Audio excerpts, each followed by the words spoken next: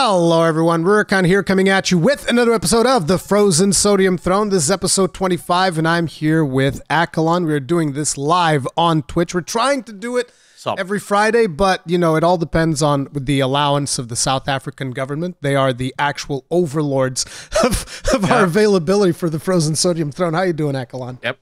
I'm good, dude. It's nice to know that load shedding is being outsourced to the rest of the world. You know, it's impacting you guys as well as me. I was getting, like, misery loves company, bro. And it's good to know that it's making everyone else miserable too. So yeah, I'm good. I'm good. I mean, it's been a slow fucking week. For those of you that's literally tuning in to the podcast version of this, me and Rurikhan have spent the last 20 minutes trying to come up with news because apparently the gaming news have decided, fuck it, it's Christmas. Let's just take a break. So there's been very little news.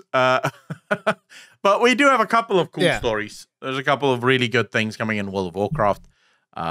So yeah. I'm good. Speaking of World of Warcraft, we are almost at the launch of Dragonflight. Are you hyped, Accolonn? Yeah. I'm getting there. I'm getting there. I'm definitely more hyped than I was a month ago. And you know, the interviews coming out and the conversations coming out, and we have literally preachers sit down with the developers coming out today, which it comes out today. Nuts. Yeah, but we're only allowed to react to it 24 hours later. Well, what do you mean? You could. What do you mean we're allowed to react to it? So Preach asked on his stream if creators would at least give it 24 hours. You know. Oh yeah, no, I think that's more than fair. Like if any content creator that makes a request like that, I will 1,000,000% honor it for sure, dude. Oh yeah, I mean, if it's a content creator I respect and know, like Nobbel, for example, I also gave his interview with Danuser an entire 24 hours before I actually uploaded my reaction to it. So if it's content creators I know, I usually try to give them that sort of leeway before reacting to it myself. But yeah, he asked, and I'm more than happy to do so. I think Preach does so much for the fucking community. Yeah, Preach is amazing, and I'm just like super excited to look into that interview myself. I'll probably just wait until like Sunday or something, and then I might just do it on Sunday if it's coming out today. By the way, today the podcast will probably come out one day after we do it because I still have to edit and do crazy things. But yeah, now in terms of so I'm actually, here's the interesting thing. We were talking about Dragonflight Hype. And I'm actually, now that you've mentioned it, because I wasn't aware of when the Preach interviews were coming out, I'm actually more hyped for the Preach interviews than for the launch of Dragonflight. Like, no joke, I am more hyped for Preach's interviews. Because the thing is, Preach's interviews are going to reveal the direction of the game. Yes. The direction that the developers are going in. At least that's the idea that I have about the Preach interviews. And they're going to reveal something that is more important than the next expansion. Because the next expansion, I still don't think it's going to be like a super hype expansion. I know that a lot of people are super hyped about Dragonflight. The problem with that is that I was also super hyped for Shadowlands, and then look what happened. So like, in a way, it's almost like I refuse to be hyped for Dragonflight. I'm like, yeah, well, no, we'll play it. We'll see what comes out of it, and we'll see if it's good or not, and we'll figure it out. But yeah, my hype is very much dialed down. I do think that you're not alone on that. I think the majority of players are very muted in their hype for Dragonflight. I always get hyped for the story regardless. I've been really let down since the end of BFA and Shadowlands. Like the beginning part, the first 3 quarters of BFA lore was fucking insanely good. And then came the N'Zoth stuff, and that was a real letdown. And then Shadowlands was just a massive, massive letdown, of course. But you know, I always get excited for the story. It is the thing that I live for. It's the only thing that I really care about in the game. So, you know, I'm always going to get hyped to some extent. The reason I'm excited for the Preach interview specifically is it is the first time ever that we're getting an actual, like, forgive the really old callback here, but sort of like the unplugged version of interviews where they didn't see the questions beforehand. There is no time limit on the amount of time that he spent sitting down with these developers. It is just raw, in your face. I ask you a question and we discuss things and we get to see where your mind is at. Which, of course, you don't really get in a 30-minute or even an hour interview. You could see it with the Nobbel interview with the Steve Danuser, where Nobbel would ask him questions, and because they only had a half an hour, whenever Steve Danuser said something that Nobbel didn't agree with, Nobbel basically could only push back in his next question. So he could be like, well, you know, I kind of think this, but anyways, I wanted to ask you this, and then he has to move on. So there's not that back and forth where I can push on it, and I can say, wait, you said this, but this is what you guys did, and this is how it worked, and I'm not entirely in agreement with you on this. And you could actually see it in Nobbel's face. When Nobbel asked him, you know, why put these stories in the box? And he was like, well, you know, I think really you have to cater or build stories for the medium in which they're told. You're going too deep. I want to go deeper on this topic a little bit further in the podcast. I don't want to jump into the Nobbel interview just yet, but sticking to the whole thing that I'm not going to go into his answer here, but he asked Steve Danuser. Steve Danuser answers with like the weirdest answer ever. Like, oh, you know, books tell better stories than games and whatnot, and you can do more specific stuff. And you could see on Nobbel's face, he was like, bro, like, exactly. Like, I have so much I want to say on this, but you only have half an hour. So now you're stuck with that thing. Do I sacrifice all of my other questions and just hone in on this one fucking answer and get to the bottom of it? Or do I sacrifice this one answer and just get all of my questions asked? I think it's important for people to understand when they see these interviews, and I brought this up when I was reacting to the Nobbel interview. When people see these interviews, they have no idea of the stuff that is happening in the background, but I can guarantee you that there is a Discord window open, like a Discord or a Zoom window or something like that on Nobbel's end, and there's somebody else from PR telling him, you got 15 minutes left. They're like updating him in real time, and then it'll eventually get to a point where it's like you get one more question.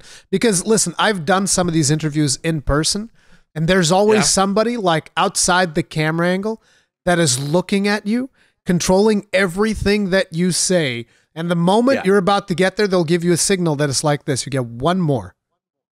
And then if you start extending yourself, they'll go, stop, or we're going to stop it for you. Like, that's the way that PR people, like, they don't joke around. It's like, listen, you got, usually the ones in person, the interviews that I've done in person, they usually give you about 15 minutes. And it really is 15 minutes. If you can't get your interview done in 15 minutes, then that's too bad, because they're going to be like, hey, listen, this was great, but we gotta go do things, and thank you for coming. We really appreciate, like, they will straight up interrupt your shit if you don't wrap it up. Like, they don't care. Yeah. It's that simple. But so here's the thing that I don't understand about this. In my opinion, timed interviews really is a legacy of old media. Yes. When you had TV, right? So TV schedules are incredibly tight. This is why whenever you watch CNN or Fox News or MSNBC or whatever of those, you know, the interview is like 6 minutes long. Why? Because the entire show can only be an hour or half an hour.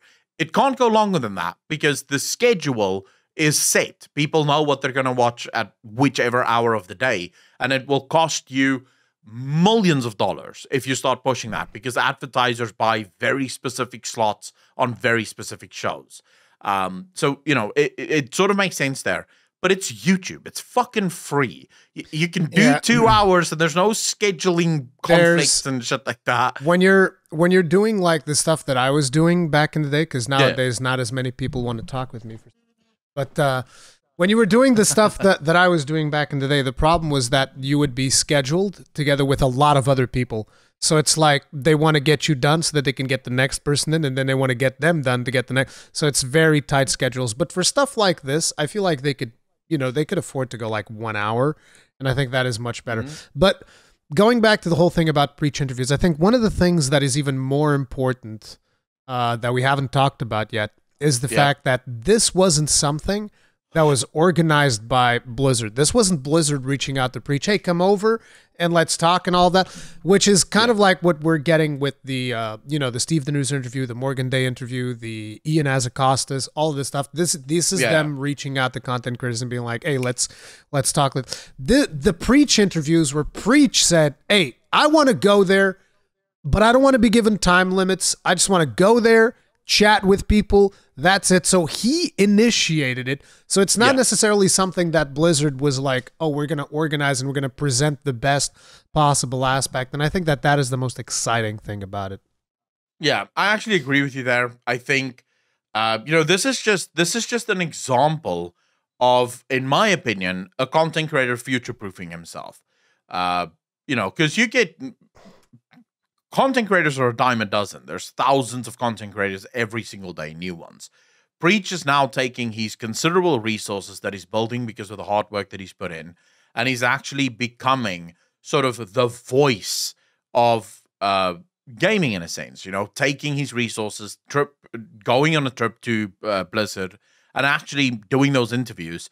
And he's probably going to do it with more, right? He's even said, I think, that he's reached out to Final Fantasy. So he's reached out to ScreenX. He wants to do something similar with ScreenX. And this is usually how fucking stars are born, where it just goes bigger and bigger and bigger, where eventually we could see Preach all over the world doing interviews in real time with industry giants, as it were. So no, I love the fact that Preach is doing this.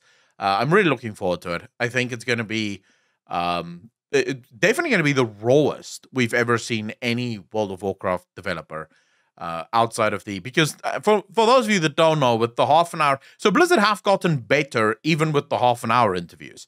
It used to be, it still is, you have to send all of your questions to Blizzard. Yeah, you have to send the questions in.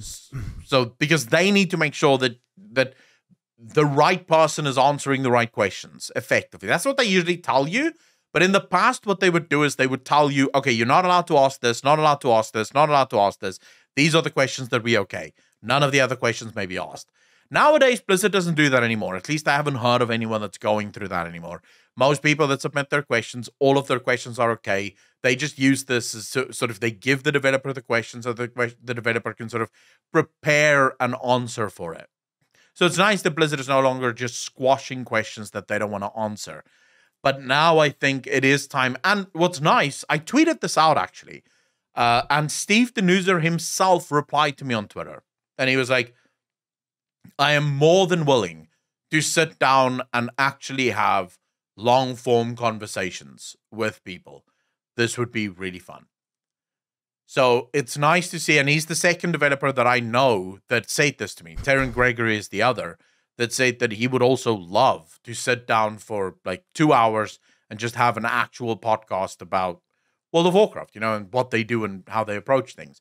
So hopefully that's something we can really look forward to in the future, is more of these long form, unplugged conversations. So yeah, I'm really excited for whatever the future for World of Warcraft is, There's that game coming out at some point. We don't know yet, but it is that survival-esque kind of game set in the Warcraft universe. It's not set in the Warcraft universe. What are you talking about? I'm pretty sure they said they have some kind of game set in the Warcraft universe. They had a mobile game that was canceled.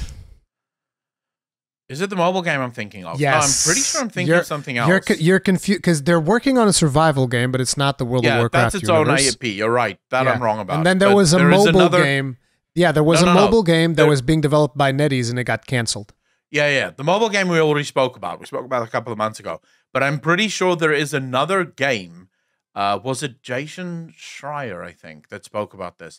There's another game set in the Warcraft universe, but it isn't the MMO, and I'm pretty sure it's not a mobile game either.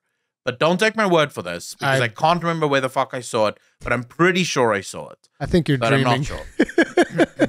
No, I don't think I dreamt it. I might have dreamt it. I do dream about a lot of games in the Warcraft universe, because I do actually think the Warcraft universe would make some incredible fucking games. So, but this one I think is actually real. I'm just not sure where the fuck I saw it. It's like this next point I'm going to bring up. This is a little bit of a selfish point.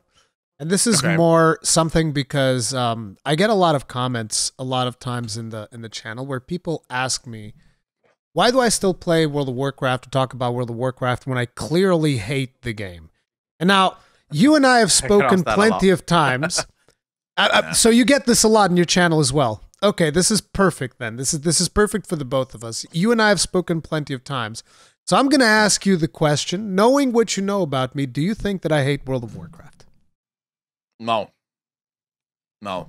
Good. That settles it then. I mean, so to give you guys an example of things that Rurikhan actually hate, Rurikhan hates battle royales. Hence why he isn't playing Warzone. Yes. Rurikhan is not a huge fan of, at least I've never heard you say that you're a huge fan of city builders and colony sims, which is why you rarely have ever played them. I'm very neutral on them, yes. Yeah. Usually when someone hates something, they don't play it and they don't talk about it because why the fuck would they waste their time on it? They don't like it. Hence why you've never seen me make a video on Elder Scrolls Online. I am incredibly, let's say, I'm sort of take it or leave it with Elder Scrolls Online. You still, I wouldn't say that you hate it, but like a good example of something that I do hate would, for instance, be Lost Ark. I hate Lost Ark. I made 2 videos on Lost Ark, never talked about it again. Guess why? Because I hate it. Dude, I don't think I made a video on Lost Ark. That's how little I liked it. Like, I played it. I was like, this is shit. I'm not fucking wasting any more time on this. And I think that was the end of it. The worst part is that I like the gameplay of the game. I think the game has phenomenal gameplay. But then you start looking into all of the ridiculously predatory systems that they have that people like to call pay for convenience. And I'm just like, no. Let's just call a spade a spade. It's pay to win. And it's like, if you can't accept that, then you're on copium, my guy. It's just that simple. And that is an example of something that I hate. Like, if you yourself, if you get comments saying that you hate World of Warcraft, I also think it doesn't make sense. Like, why the fuck would you be making a trillion lore videos that don't even get that many views to begin with? Yeah, it's not like I'm making bank due to those videos, right? I call out what I love, you know? Yeah, exactly. If it came out tomorrow that ESO is coming up with one of the most scumbag moves ever, I would not blink an eye. I'd probably not even know about it because I don't have any love for ESO. But because I have a lot of love for World of Warcraft, even still, when they do scumbag things, I call them out on it because I really don't want them to do scumbag things. Exactly. It's fundamentally, I think that a lot of people don't understand that when somebody criticizes something to the extent that we do when it comes to World of Warcraft is because we just want it to be better. We just want the game to be better. We want the game to do good. And people are like, oh, just stop talking about it. Let's not talk about the flaws. Let's do like the ostrich. Put our heads beneath the sand and hope that things get better by not talking about it. That's not going to happen. It's just straight up not going to happen. The thing is, what pisses me off, right? And I can't remember when I made this tweet, but there's something that happened and what the fuck happened again? Oh yeah. World of Warcraft came back and they removed this was back when World of Warcraft removed Titan Forging and Wolf Forging from the game. Yeah. And I still said, now suddenly all of these fucks are going, see, you didn't need to complain the whole time. Blizzard fixed it. And I'm like, no, you cunt, you're welcome. Yeah, like, exactly. It's because we complained the whole fucking time that Blizzard finally fixed it, you assholes. Like people, that pisses me off. It's going to be the same thing. Like, imagine that Dragonflight actually ends up being like a return to the Blizzard of old, right? It is actually ends up being like an amazing expansion and outstanding. I'm not saying it is going to be, but imagine if it is. There are going to be people that are going to see all of you people complaining. Look at how good they are. And I'm just like, bro, you do understand the reason we're here.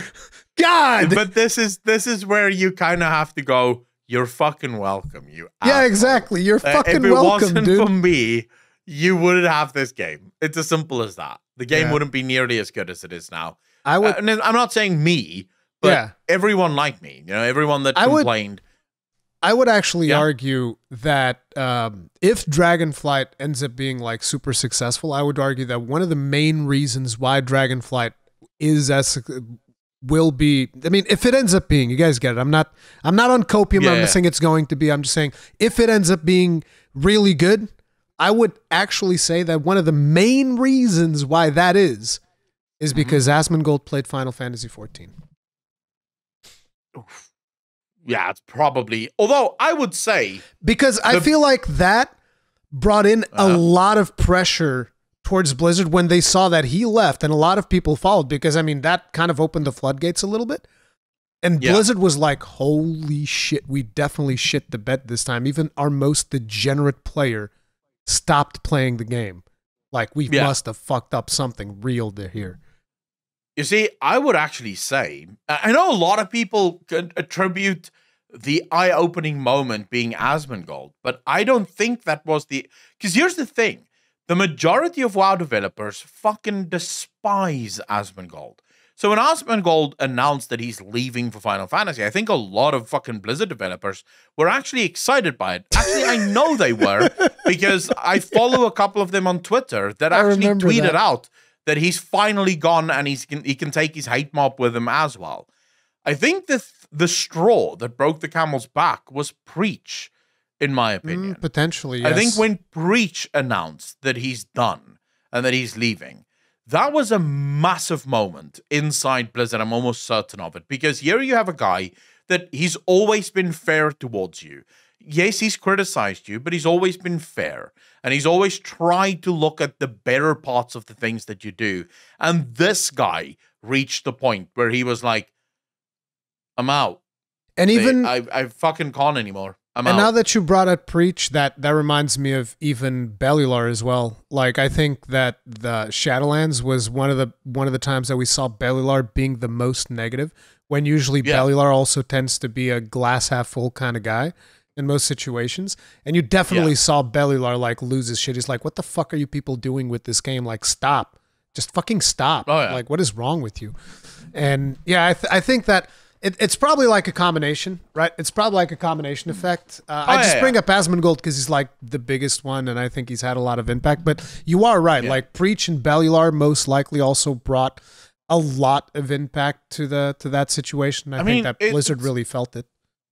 It's kind of like that thing where sometimes change happens incredibly slowly. So let's say you're talking to a friend and you tell this friend something, and maybe this friend, let's say this friend has like a slight drinking problem. They're not full alcoholic, but they have a slight drinking problem. And during a conversation, you sort of tell this friend, listen, you're harming everyone around you, your friend, your family, your wife, your kids, you're harming yourself and all that. And, you know, this person just keeps on drinking. You know, they don't give a fuck. But then 2 years down the line, they stop drinking.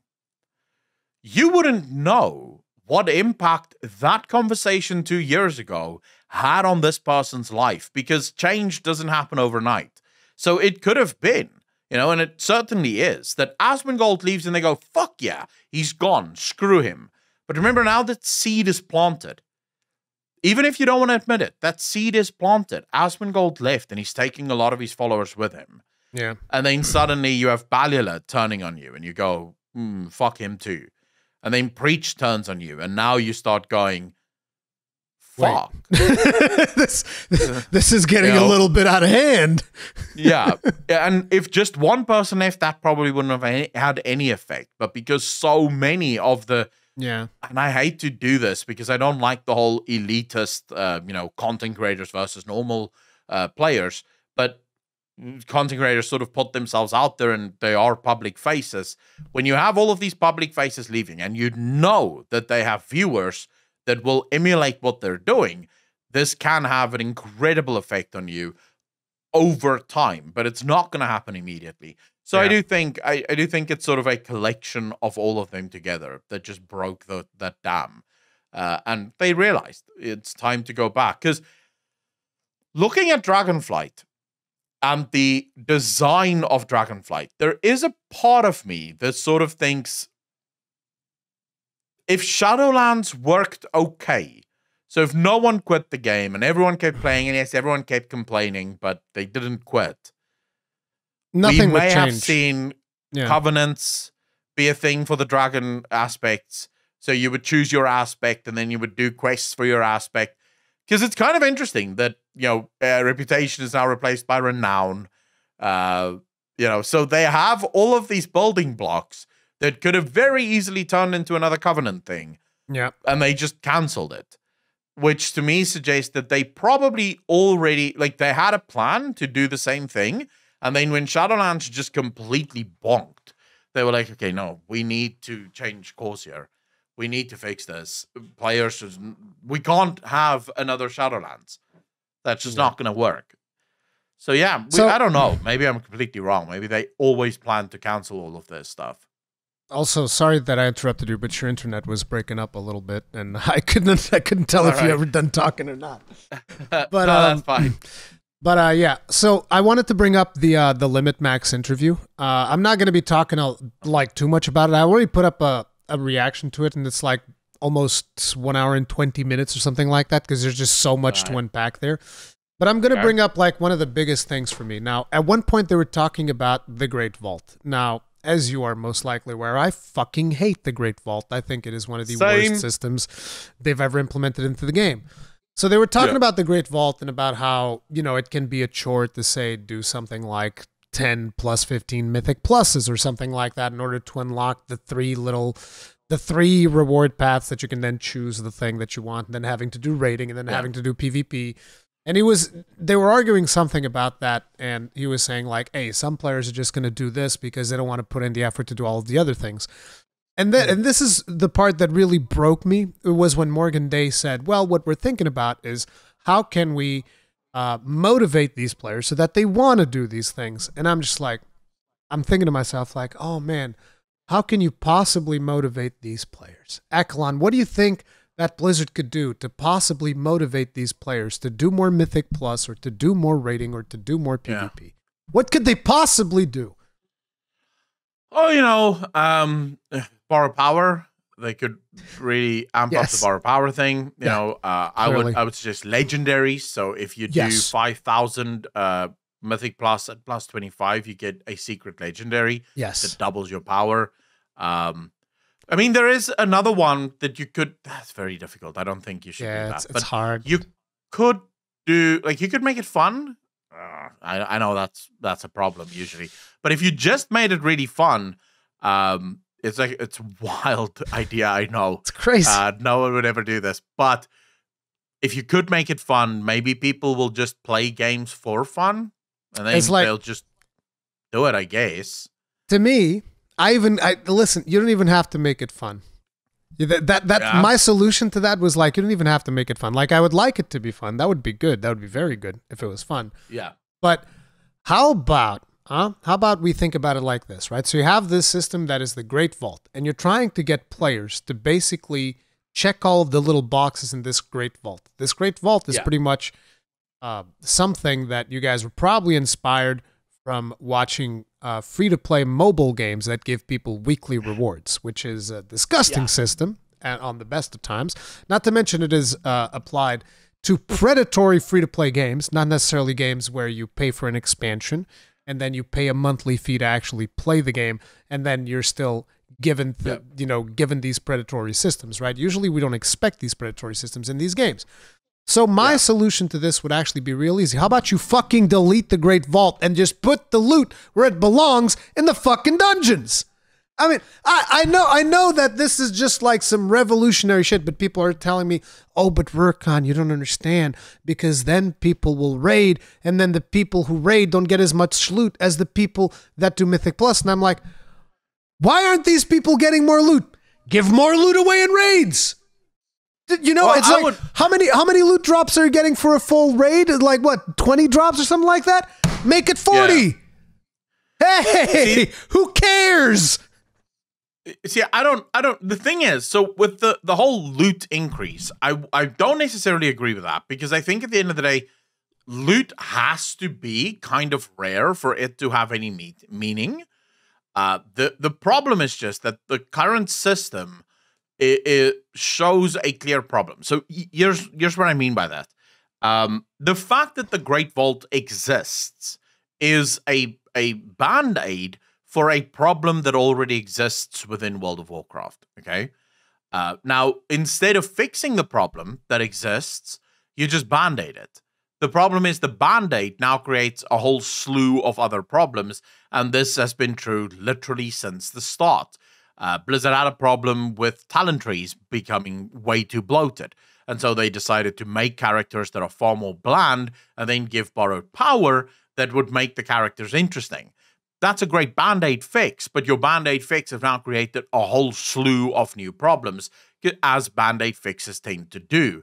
Rather than going in and saying, okay, we have a problem. Looting in World of Warcraft is just not interesting.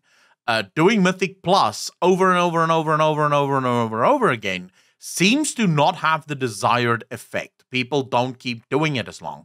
So what can we do to make these things fun so that people will continue to do them without necessarily having to put a carrot on a stick every single time in order to entice them into doing it? So when he uses the words, we want to motivate players, I immediately have a problem with that, because players should be able to motivate themselves. Back in the days of Wrath of the Lich King, there was nothing that motivated me to raid. I just raided because I really enjoyed it. Nothing forced me to go into the raids. I just wanted to go into the raids, and that's why I did it on every single one of my alts, all the fucking time.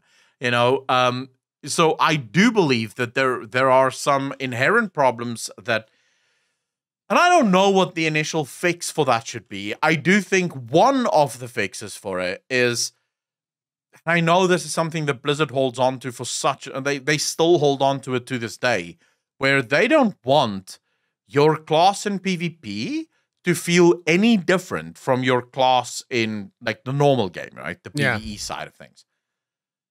But I feel like the game in terms of player base have become so fragmented.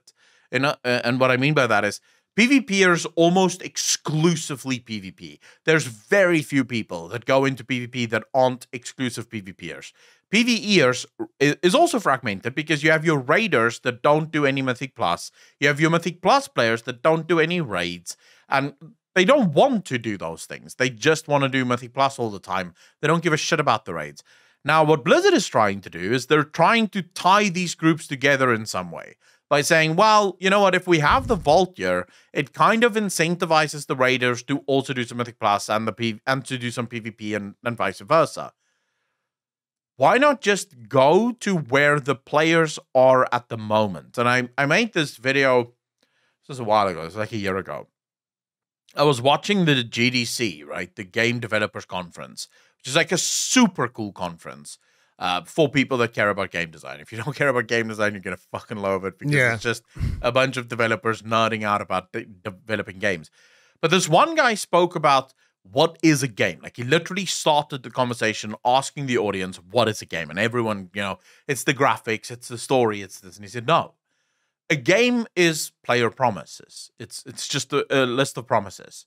So when you make Warzone, what is the promise of Warzone? You're going to go with your friends and you kill other people. That's the promise. And as long as I can do that, and that is the promise, and that's why I signed up, you're good, right? As long as you can achieve that, and there's not too much friction between the player promise being met and, me just sort of running around like a headless chicken, that's fine. Your game is working. Now, in World of Warcraft, the problem with player promises is player promises are made by two different groups. You have the developers that make a player promise. Insofar as the developers say in World of Warcraft, you can play whatever class you want. You can choose a race. That's a lie. Choose a faction. You can have the story. And well, warriors are being deleted from the game, so that's a good thing. No one cares about them. But you can have all of these things. You can go on this epic fantasy adventure, and you can do dungeons with your friends, raids with your friends, and PvP with your friends. That's the player promise. Then players make their own player promises. And this developer said, a good developer takes the player promises that players make more seriously than their own. So, what happened in World of Warcraft? Well, some players made themselves a player promise that I can do dungeons and only do dungeons.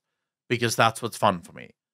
That's a player promise. I want to do 5-man content at Mythic Plus difficulty plus 500.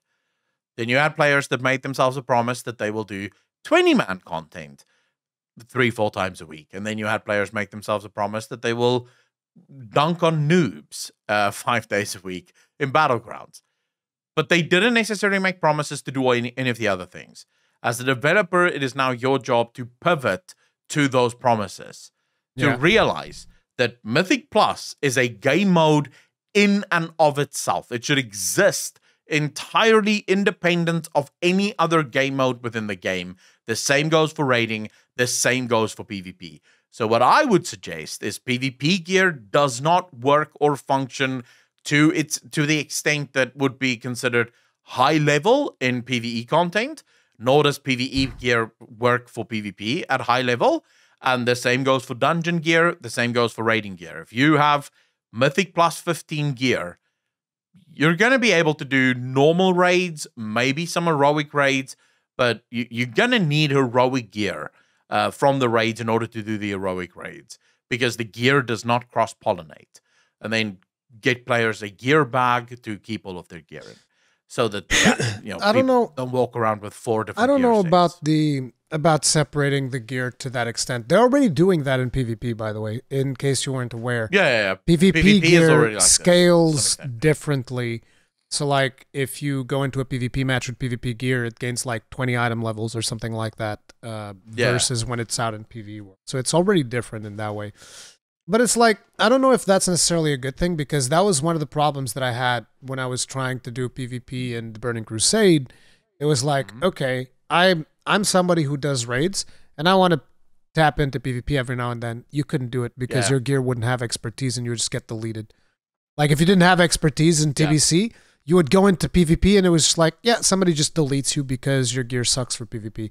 Like, I'm not 100% on that, on the gear completely being like segmented. I think it should excel, but it shouldn't exclude you.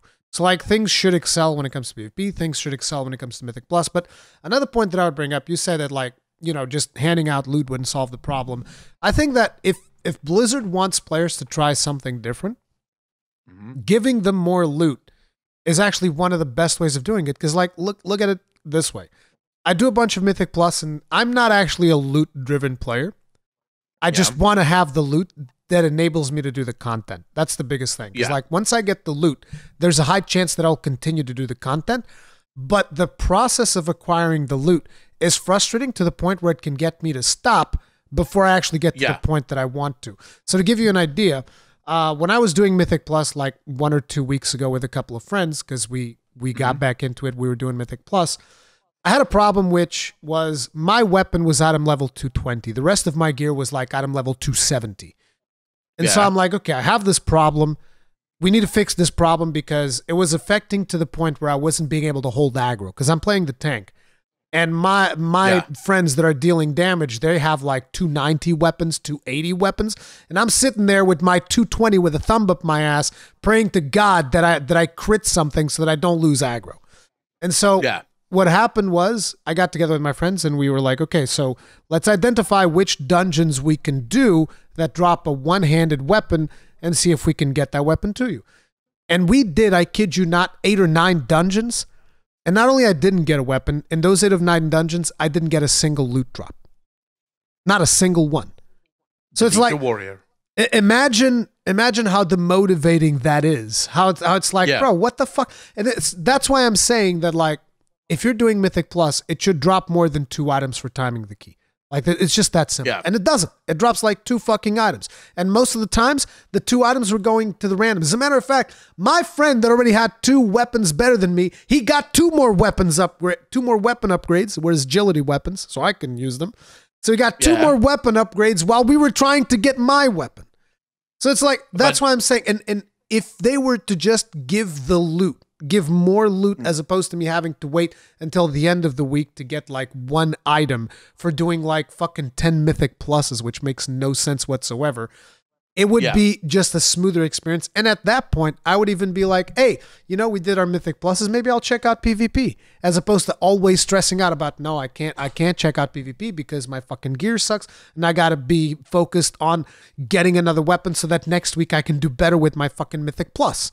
Like, that is the problem. That quite simply, the game is too stingy on loot. It's too stingy. See, the thing is where I would disagree with you is I think the loot situation in World of Warcraft is perfect. I think the RNG situation in World of Warcraft is where the problem comes in, which is why, in my opinion, the fix for World of Warcraft's looting problems is to remove much of the RNG reliance. If it's more deterministic, then I don't need more loot.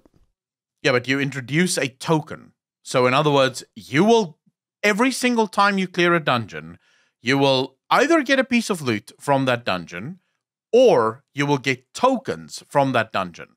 And when you have enough tokens or enough currency, you can go buy the piece of loot that you didn't get. So you have a vendor that stands there, and whatever loot is in the dungeons that you have already cleared, that loot can be bought with those tokens. So basically, you unlock all of the items the first few weeks by doing all of the dungeons. And then once they're unlocked forever. So you can go in and you can purchase your item from there. And, you know, it makes it deterministic, but also keeps that really nice feeling of you killed a boss, an item for you dropped. And it actually makes that feeling, in my opinion, a little bit better. Because I remember way back when, during Mists of Pandaria, sorry, I think it was Cataclysm. I was saving up for a specific tier piece. And the, not tier piece, I was saving up for something. I can't remember what I was saving up for. Let's fucking say it was the helm, but I don't think it was the helm. I was saving up for this helm, and suddenly an item drops that is actually very good for me. So I can actually use this item. So now I could shift. Oh, yeah, it was shoulders. Excuse me. It was shoulders. I was saving up for the tier shoulders, but I also had to buy, I still had to buy the pants and the chest. But I wanted the shoulders first because the shoulders had better stats on it in terms of minor stats or secondary stats. But what ended up happening is in the raid, shoulders dropped that would have been good enough for now that would allow me to get my chest so that I had my 2-piece set at least at that point. Plus, I had the upgraded shoulders, so I could actually buy the tier piece chest, which would have been better in the long run, which just opened up. So I felt double as good because I was like, fuck, I just got this piece of loot, which makes me really happy. But also, I now have enough currency to buy a chest. That's 2 pieces of loot in 1 week. This is a good fucking time. You know, I'm having fun now. So that's sort of what I think would be the solution to all of these problems.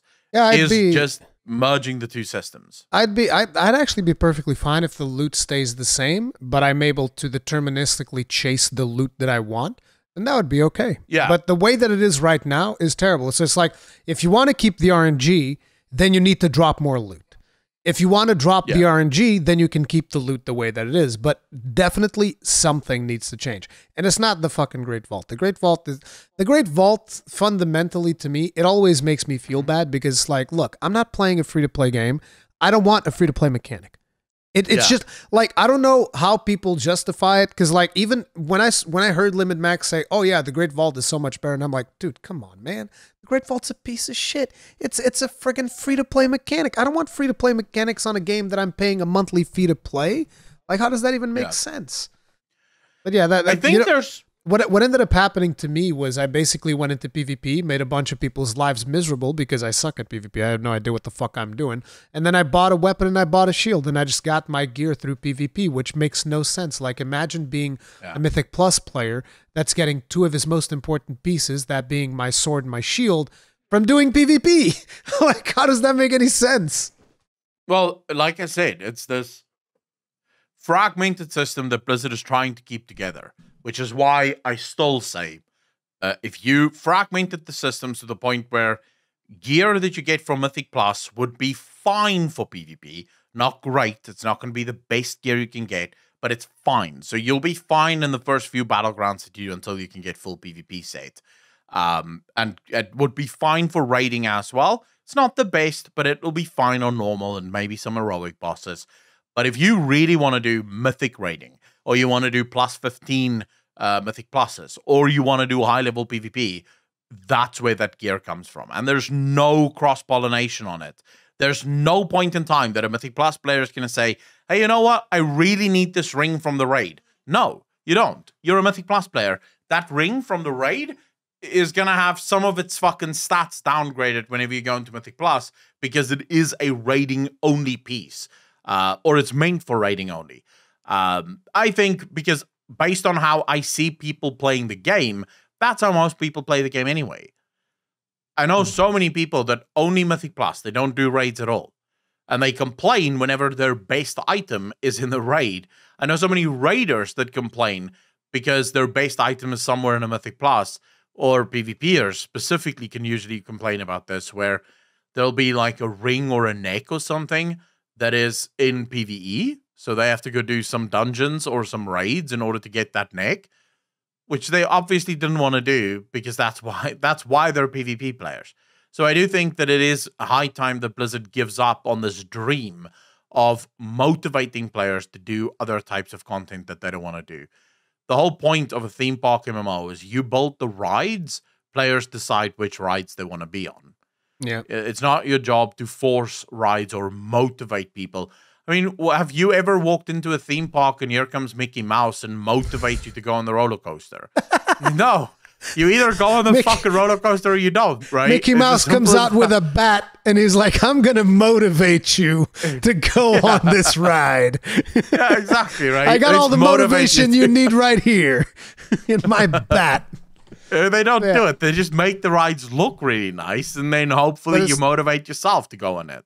But it's like, to me, that's one of the biggest problems in the game right now as someone who really likes doing Mythic Plus and is very unlucky when it comes to RNG. It's just like, hey, man, I don't want to have to deal with all this RNG. Give me more deterministic things, more things that I can accurately chase, and give me less things that I have to wait until the end of the week to get, because I don't like waiting until the end of the week. In a lot of ways, people might bring up the point that, like, in 14, there's also a limited amount of tokens that you can get. The difference is, when it comes to 14, I don't wait until the end of the week to get my reward. I basically just hey, it's the start of the week. I can grind the shit out of everything, get everything that I can possibly get this week, and instantly, I'll know, can I get this item this week or not? If not, I can plan it for next week and I'll get it next week. But I'm not waiting for a reward. It's like the week starts and I'm like, let's go, do all the dailies, do all the things, and boom, all the rewards are right there. So it's incredibly easy to understand what motivates people. And most people like working towards goals. You know, if you have a goal, if you have a clear-cut goal, you're going to work much harder at that because you know what you want and you know how to get it. The problem with RNG, and it's not to say that World of Warcraft should have no RNG, because games require at least some RNG. But the problem with a game that has too much RNG, it really destroys that goal sense. Because I can have the goal of, getting fully geared, but I have no control over that goal. It's either going to happen for me or it's not. And I just have to keep rolling the dice and hopefully, the gods bless me with this piece of loot. And that can be really demotivating to a lot of people. And I understand it's not demotivating for everyone. Please don't get me wrong. I'm not suggesting for a second even here that there aren't people that really like the way that the loot works in World of Warcraft. But this is where you spoke earlier about how some people think you hate the game. The funny thing is, nothing about my solution removes anything from any player. You still have the RNG to get a nice loot drop that you can get excited by. You now also just have the ability to determine which items you want to get based on your own effort that you put into the game. No, everyone wins. The people that love RNG still have RNG. The people that don't like RNG don't have to worry about RNG because they are being rewarded with a deterministic system. And yet, the people that whoever the current system favors, they'll complain about any new system. Yeah, 100%. I actually wanted to bring something up because of what you said at the GDC comment.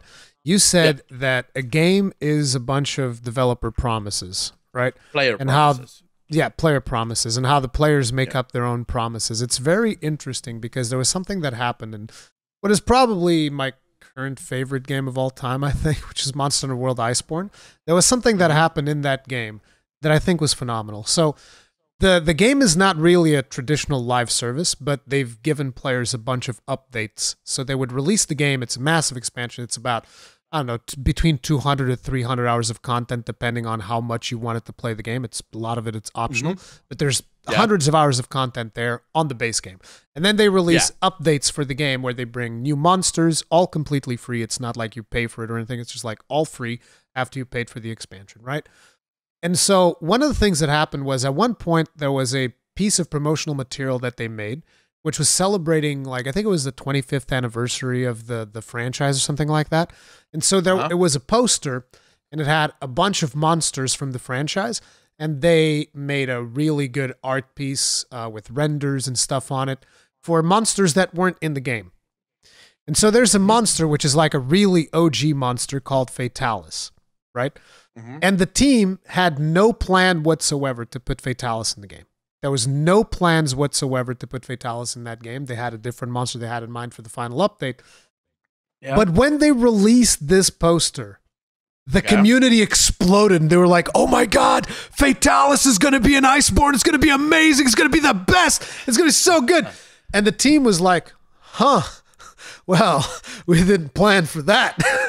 But then they went and they basically did it. They basically made it. And it's not like they didn't port it over from previous games, because like Fatalis was actually one of the really boring fights. It's just the lore of the monster is what people were consumed by. It, the lore, the look of the monster, because this is a very heavy lore monster in Monster Hunter, and so people were super excited about that. But what they did was not only they brought the monster, they updated the monster module, they gave it new animations, all of that stuff. They completely remade the fight. So the fight is completely different from any other Fatalis in the series before. And it was actually one of the best fights they've ever done. Like a super climactic fight. Lots of showcase, crazy things that would happen throughout the fight. Amazing. And they did it because what you said, that developers should take the player promises more seriously than their own development promises. And that's what they did. They were just like, hey, you know what? This is what they want. Fuck it. Let's give it to them. And they even made like special cinematics for it where you would have brand new characters came in and they're like, oh man, we have to like, you know, tackle this monster. They made a whole arena for it, which was Castle Shrade, which didn't exist in Monster Hunter World. Like the development time for that must have been fucking wild. But they did it, and it was not a part of the plan at all. They're just like, well, fuck it. They want this. We'll do it. And that's what, you know, sometimes a lot of developers need to consider. I just thought that was a really good point you brought up with GDC, and it got me to think about that. Yeah. I mean, the thing is, player promises, especially player-made player promises, is always going to be unplanned. You can't know what the players are going to turn your game into. All you can do is pivot when they change the outcome of your game. So when the players decide that, fuck it, we don't want to play this game that you gave us, we instead want to play our own game, and this is how we're going to play it, you have to pivot, and you have to say, okay, fine, we'll do that for you. Because that's just the nature of business. That's just the nature of game design. You want the customer is always right. You know, that's the sort of mantra that exists. Final Fantasy XIV kind of did the same thing too, which is the variant dungeons were actually, they were not called variant. Initially, they were called just Criterion. Criterion dungeons was just going to be like a regular dungeon that you could solo or bring a couple of people with you. But they noticed that the players expressed a sentiment about, oh, we want more challenging dungeons. So they're like, well, all right, so the things we wanted to do, we're going to call those variants, and those are the variant dungeons. Then we're going to do Criterion dungeons, which are going to be much more challenging dungeons. Like, it's on the level of like a Savage encounter for 4 players. And there you go. It's just like them looking at what players want and delivering on it. And it works because people love Final Fantasy XIV for the most part. Oh, yeah. But I do think that World of Warcraft, for the most part with Dragonflight, is moving in that direction.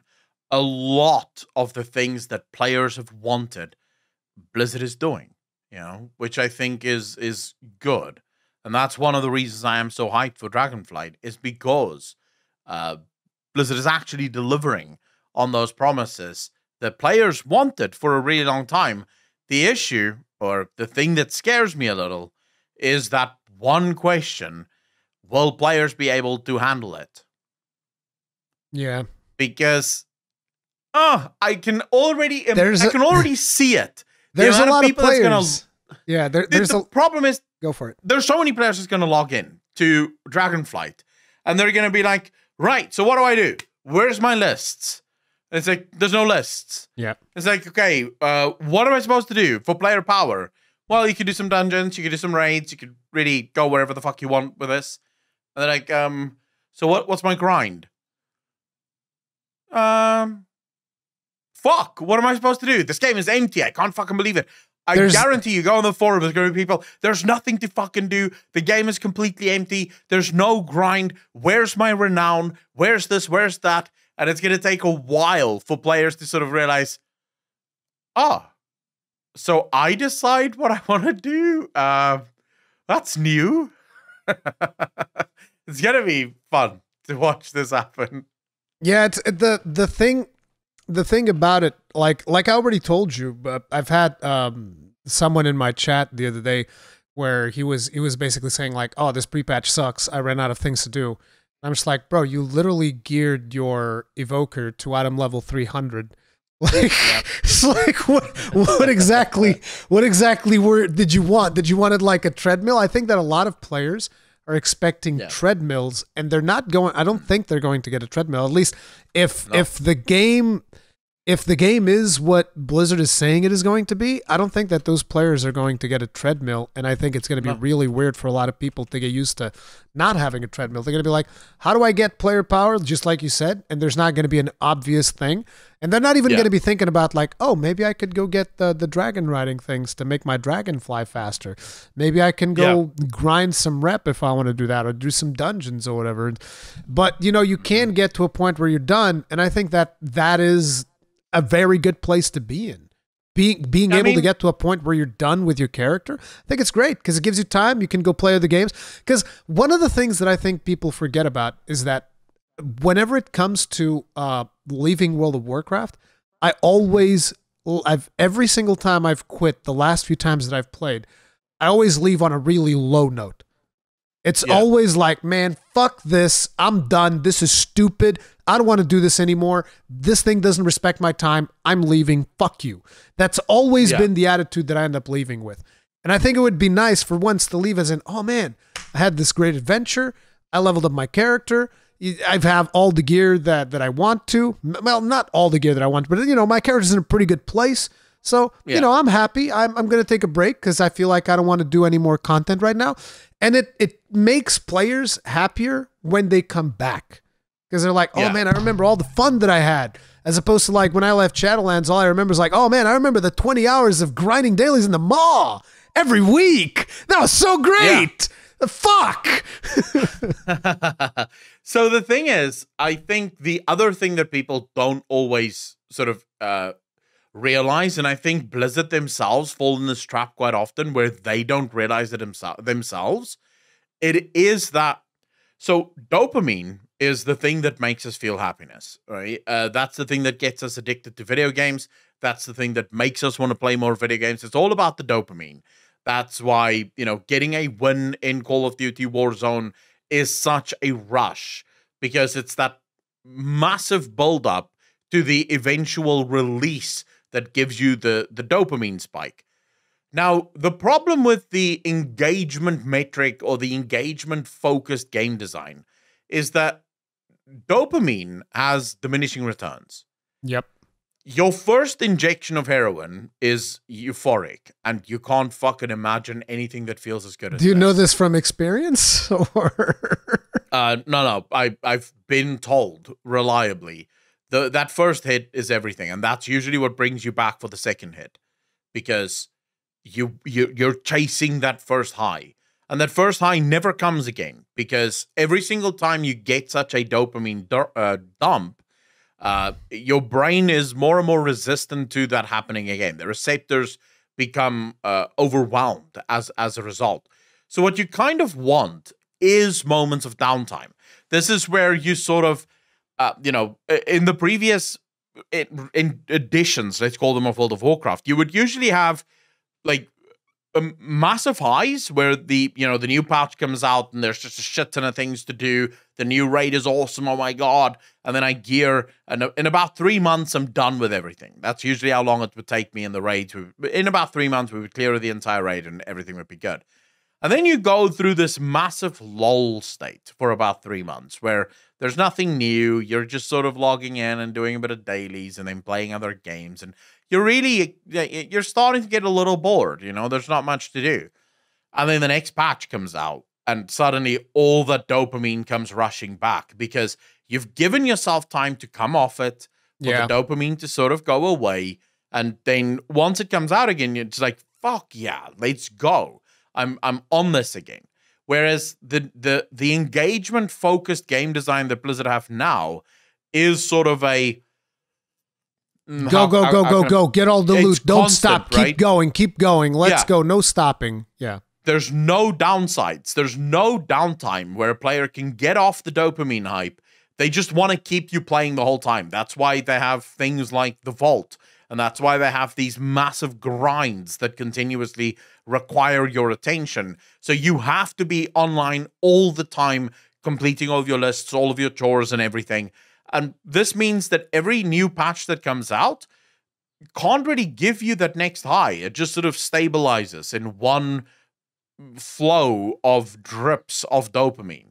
So I do think that Dragonflight, the fact that it has those ends, the fact that it doesn't have any of those grinds, means that players might get back to those really exciting. Because I remember being so stoked when a new patch came out. I couldn't sleep the night before. That's how excited I was when a new patch came out, because I'd finally have something to do in the game again. There would finally be new dungeons or new gear or new raids or something to do. Whereas I haven't felt that in such a long time, because you're so busy just playing all the time that there is no downtime really. I'm ready for that. The downtime is important, and I hope that is how we feel, because if we still feel like we're constantly on that treadmill, I don't think that a lot of things are really going to change. But I wanted to bring up the Nobbel interview next. So Nobbel had an interview with Steve Danuser. So you're going to have probably a lot more to say about this interview than me, because you're the lore buff. I'm just, as you say, the dungeoneer.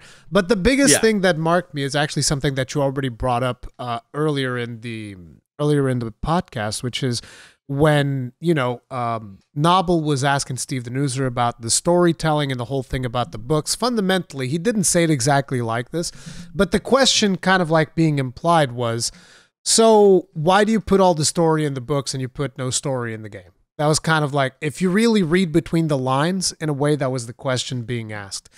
And his answer was, because the game sucks for telling stories. Kind of. It wasn't exactly like this, obviously, because there's a lot of paraphrasing going around, but I want to see if you got the same impression I did. The vibe that I got from his answer was, it's just like, listen, books are really great for telling stories, and games are good for gameplay, but they're not good for telling stories. Did I get that wrong?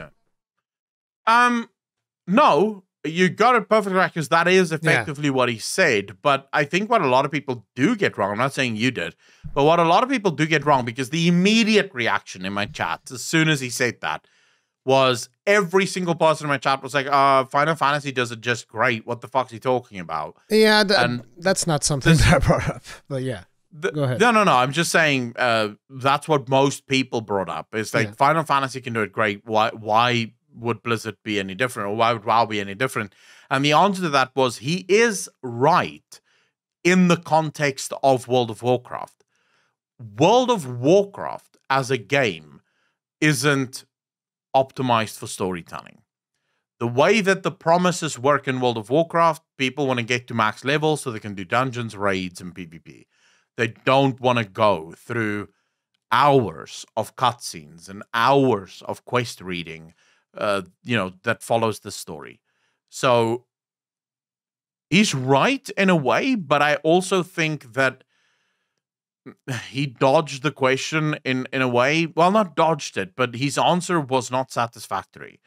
Insofar as World of Warcraft might not be great at telling incredibly involved stories where a lot of dialogue takes place and there's a lot of inner monologue that takes place, as with Final Fantasy, But it's also not an excuse to basically put no fucking subtext into the game.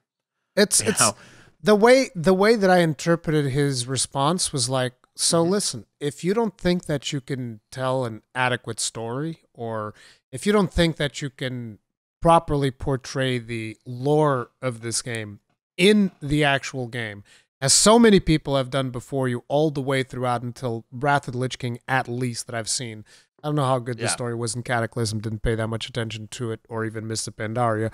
But like, if you are not the guy who can kind of like recapture those moments that we felt when we were being introduced to Arthas, the things that we felt when we were being introduced to the Ulduar raid and all of the subcontext there, the things that you would learn if you would actually go into Ulduar, like outside of just raiding and looking at the stuff that takes place there and looking at the clues that you find, for instance, in Howling Fjord about the earthen dwarves, or in the Storm Peaks about the iron dwarves or the metal dwarves, whatever they were called.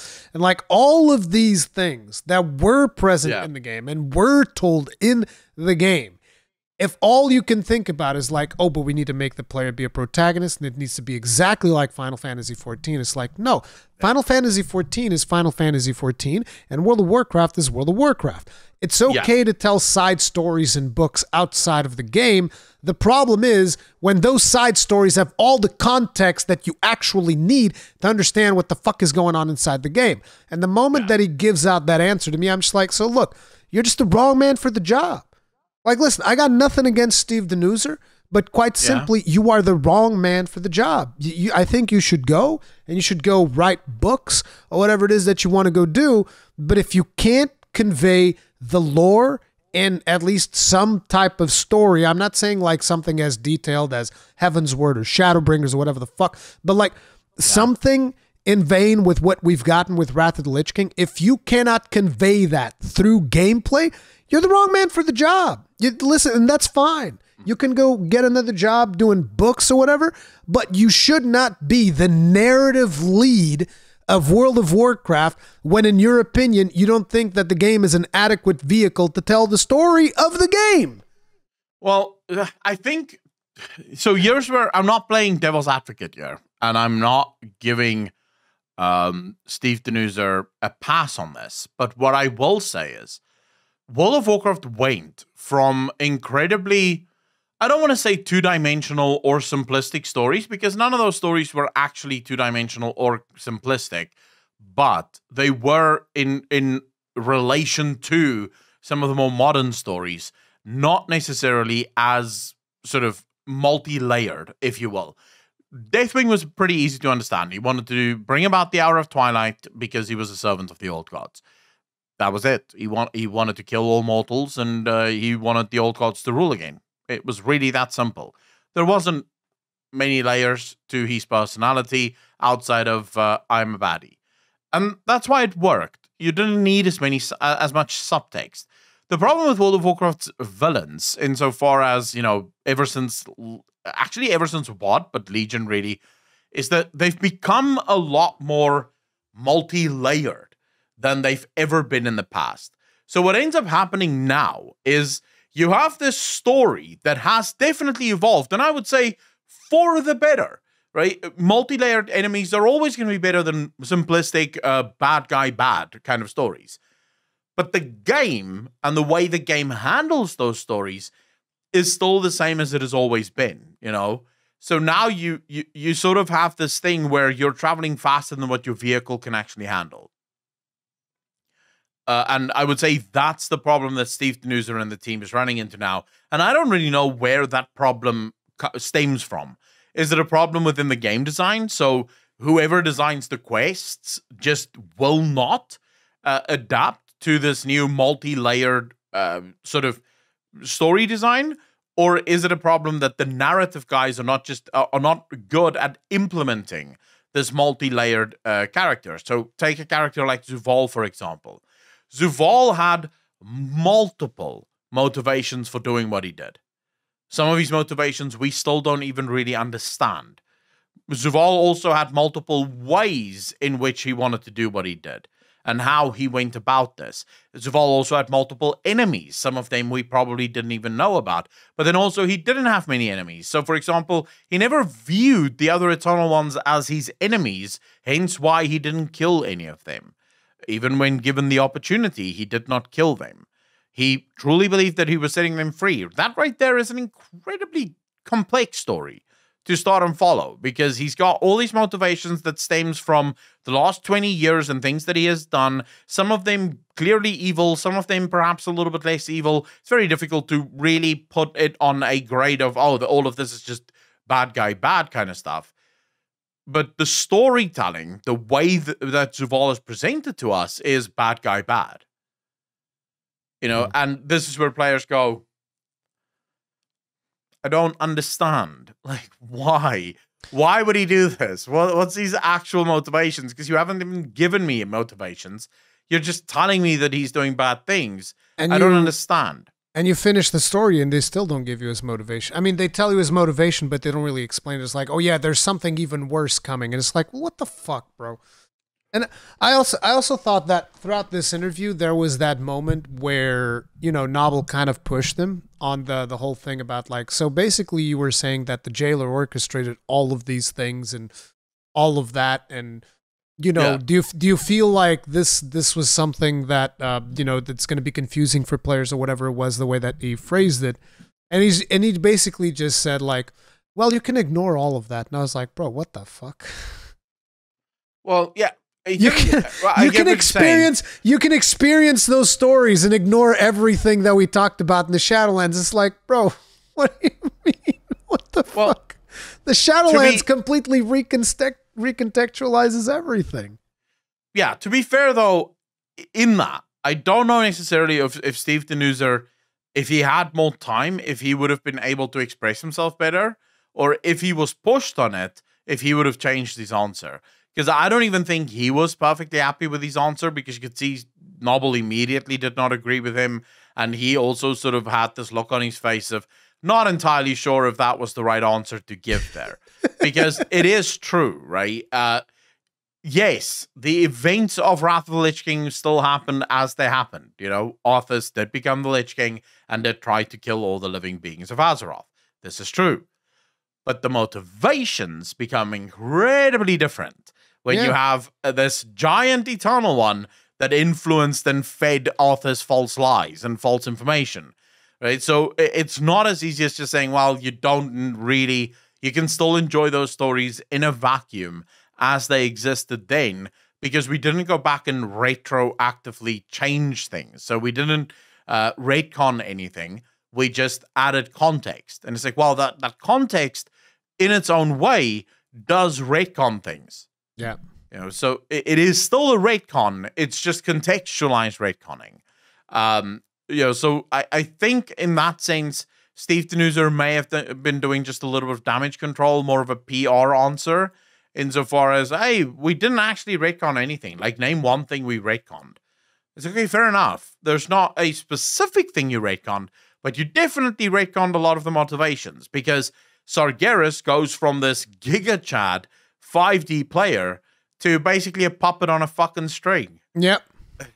That is a retcon in and of itself. You're like, diminishing the power of Sargeras. Again, I'm not the biggest lore buff, but to me, like, let's say, for instance, I'm thinking if I had written those stories, right? If I was the one who wrote the story of Arthas and all of the events that took place during Vanilla Warcraft and Burning Crusade leading up to Wrath of the Lich King. If I was the one who wrote that story, and then Steve Danuser comes along and adds this fucking 5D chess player, Captain Zoval, who somehow was the puppet master behind everything, my feeling would be like, you've disrespected my story. And I think that you, like, think of it that way. If you were the one who wrote that story, how would you feel about Danuser coming in and doing what he did? Oh no, I think Chris Mason is probably a little peeved at some of the changes. I don't know how much power Chris Mason had over the story as it plays out in Shadowlands. I know he left, when he left Blizzard, he left them with a blueprint. And I believe that that blueprint ran all the way up to Shadowlands. I'm not sure if the blueprint included Shadowlands. I think that Steve Danuser wiped his ass with that blueprint. I don't know. Like, okay, so here's where I'm at the moment with Steve Danuser. I said this in the beginning of my stream today as well. This, to me, is Steve Danuser and his team's final chance. But also their first chance. But really their final chance. So far, what I've heard from people is that Steve Danuser wasn't in charge of the story of Shadowlands. Steve Danuser didn't write the story. He didn't come up with the story. He basically just inherited the story. And then he had to... From who? Like, make sure do. What's the guy? Alex Afrasiabi is the developer who originally wrote the Sylvanas stuff. And the Sylvanas stuff really forced a lot of the things in Shadowlands. So Danuser had to just make do with the Sylvanas storyline and how all of that impacted Zuval and whatnot. Because Alex Afrasiabi, of course, was far too busy touching people that he shouldn't have been touching to actually write a fucking story. And I think, according to everyone, Dragonflight is the first expansion we're getting now where Steve Danuser has written everything from the ground up. It's him and his team. It's their ideas. It's their game. So I'm here saying, okay, let me give him a fair shake. Let's see how this plays out now that this is his baby and his baby alone. Because there's also the, and this is going to sound like a massive fucking giant cope, and I realize that, and I apologize for it. When you have two different writers, and we've seen this in so many series, so many movies, when you have two different writers or two different directors, it usually feels incredibly disjointed. Because no two people are alike, and they're never going to think alike. So when you had Alex Afrasiabi going into Shadowlands, and he had this giant idea of what he was going to do, and then he touched a bunch of people that he wasn't allowed to touch, and so he got fired. Now you have Steve Danuser kind of left with this story, but Steve Danuser and Alex Afrasiabi does not think the same about the narrative. And so the place that Alex Afrasiabi in his mind envisioned the story to go is not the same as where Steve Danuser envisions the story to go. Probably Steve Danuser wouldn't even have done the whole Tildrassil burning of the tree thing if it was up to him. So, you know, and I think, I don't think I speak just for myself when I say that Shadowlands felt incredibly disjointed. It didn't feel like there was a lot of contingency and a lot of continuation within Shadowlands. Sometimes it felt like things were picked up and dropped as soon as they happened, almost as if someone was just trying to tie off all of the loose ends. And I think that's basically what happened. Well, we'll see how that pans out. We basically have to see what the Dragonflight story is going to be to see if he earns his stripes or not. But like I said, the impression that I got from Nobbel interview is that, and this is the impression that I still have, is that he is the wrong man for the job. Because you can't just say that, like, oh, the game is not a good vehicle for me to tell my story. It's like, well, in that case, what the fuck are you doing? It's almost like me saying, well, you know what? You know, I make videos, but in reality, I really like writing. I just make the videos because, you know, I kind of need to make a living or something. I just make the videos. Like, no, I make the videos because I love making videos. Like, that's it. I do a podcast because I love doing podcasts. I stream because I love to stream. And if you, it's like, I can't just say, oh, this stream is not an adequate medium for me to express the message that I'm trying to send to the world. It's like, well, why the fuck are you streaming then? Go do something else. Which is kind of like the vibe that I got from him, and that kind of annoyed me. And, you know, but whatever. Moving on. I agree with you, 100%. Yeah. But moving us right along, we have the news that the FTC is now against Microsoft merging with Blizzard. And I thought it was funny because, like, they didn't say a damn thing for a while, right? Because, like, the deal was pretty much good to go on the US as far as I'm concerned. It was good to go on a lot of countries. Then it was like Brazil blocked it for a little bit, but then they were like, you know what? Valeu, galera, tudo bem, siga pra frente. Basically, that means go right ahead, do whatever the fuck you want. And Oh, then I thought you were calling me out on something. Jesus. We were about to start a fucking unscheduled fight here, bro. Like, what the fuck? No, that's just some Brazilian talk right there. But it's like, so in Brazil, they approve it, and then the UK was being the last kind of remnant. To me, what this tells me, when apparently there was a lady from the FTC, the chair of FTC or whatever, she comes in, she's like, I'm against this, blah, blah, blah. Here's what this tells me. This lady's like, hey, listen, we haven't gotten paid yet, so we need somebody to go right ahead and grease our palms a little bit, maybe put a couple of stacks in here, and then we can just like move this right along. I guarantee you they pay the right people on the FTC and it just goes right through. That's simple. I mean, so my thing is, I think there's a number of scumbag actors here. Now, you will find me at no point in time ever extending courtesy towards the government. They are the scumbags and they are the most evil thing in the universe. 100%. This I absolutely agree with. And the FTC is just one of those organizations that may as well not fucking exist. But they do for some reason, because everyone needs a job, you know? And every president has a cousin or something that needs a job at some point. So they create all these bonkers fucking bullshit. In Portugal, we say everybody needs a pot.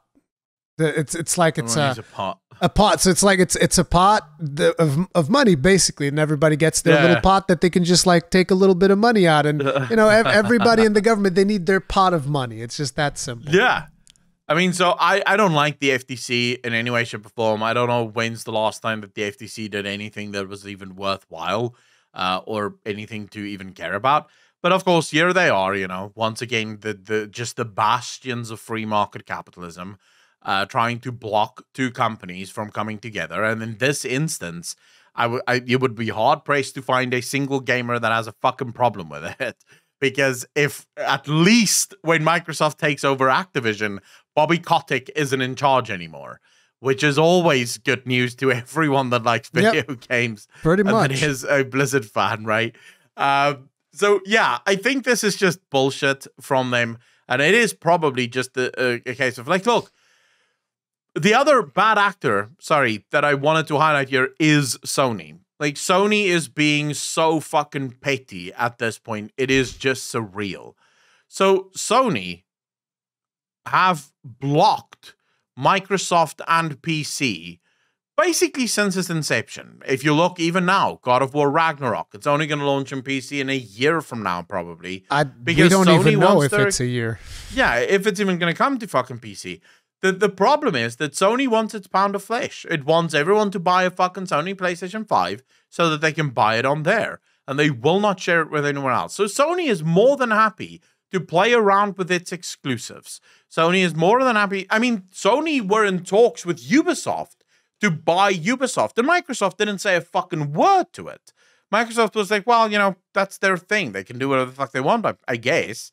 At least the deal didn't go far enough for Microsoft to say anything else.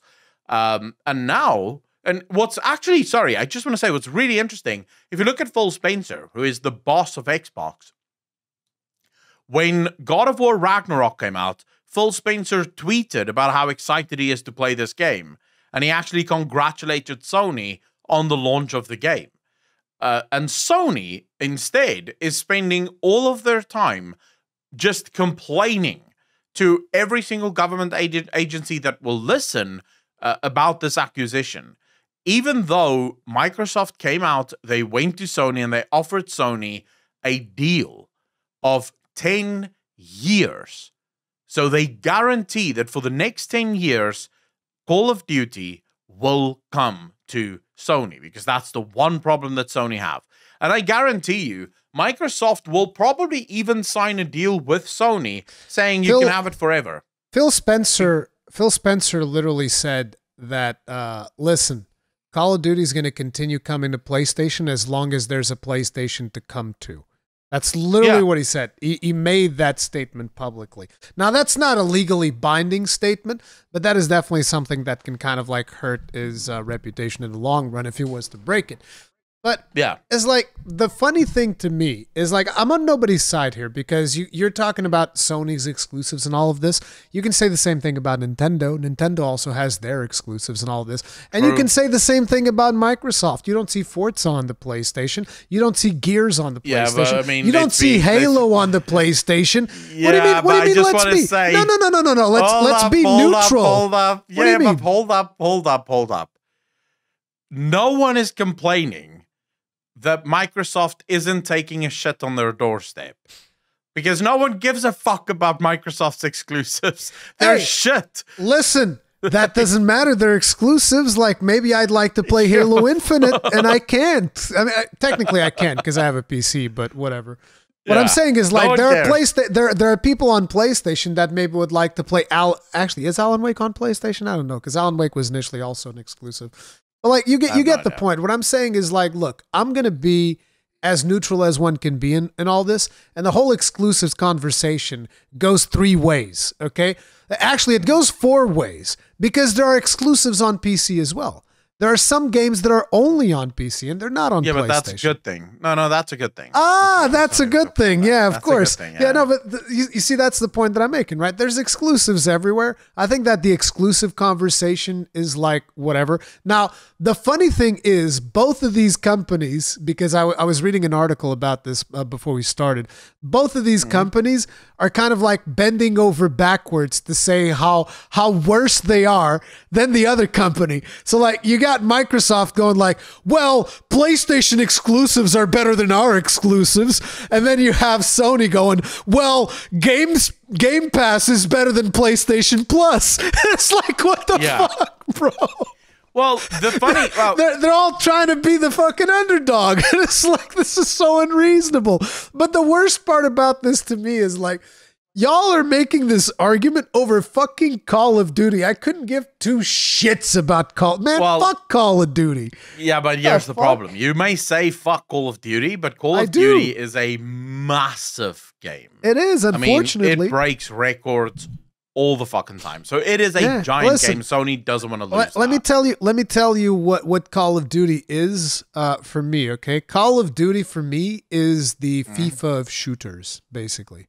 That's what it is. It's the FIFA. Let's just be real. A new one comes out every year. It's not that different than the one that came before it, and that's that. It's just like FIFA, dude. I would say, at least this time around, I would agree with you if it wasn't for the newest Call of Duty. Modern Warfare 2 definitely does move the needle quite heavily. You know, it launched with 18 fucking maps. Like, at launch, 18 maps. It launched with 2 new game modes. Some of those maps, by the way, is game modes in and of themselves. It launched with 2 new game modes insofar as Warzone 2.0, which is a killer map, a little big, but killer map. And then it has the DMZ function as well, which is also a brand new game mode that is now currently in beta, available for everyone to play for free. And we'll see where that goes.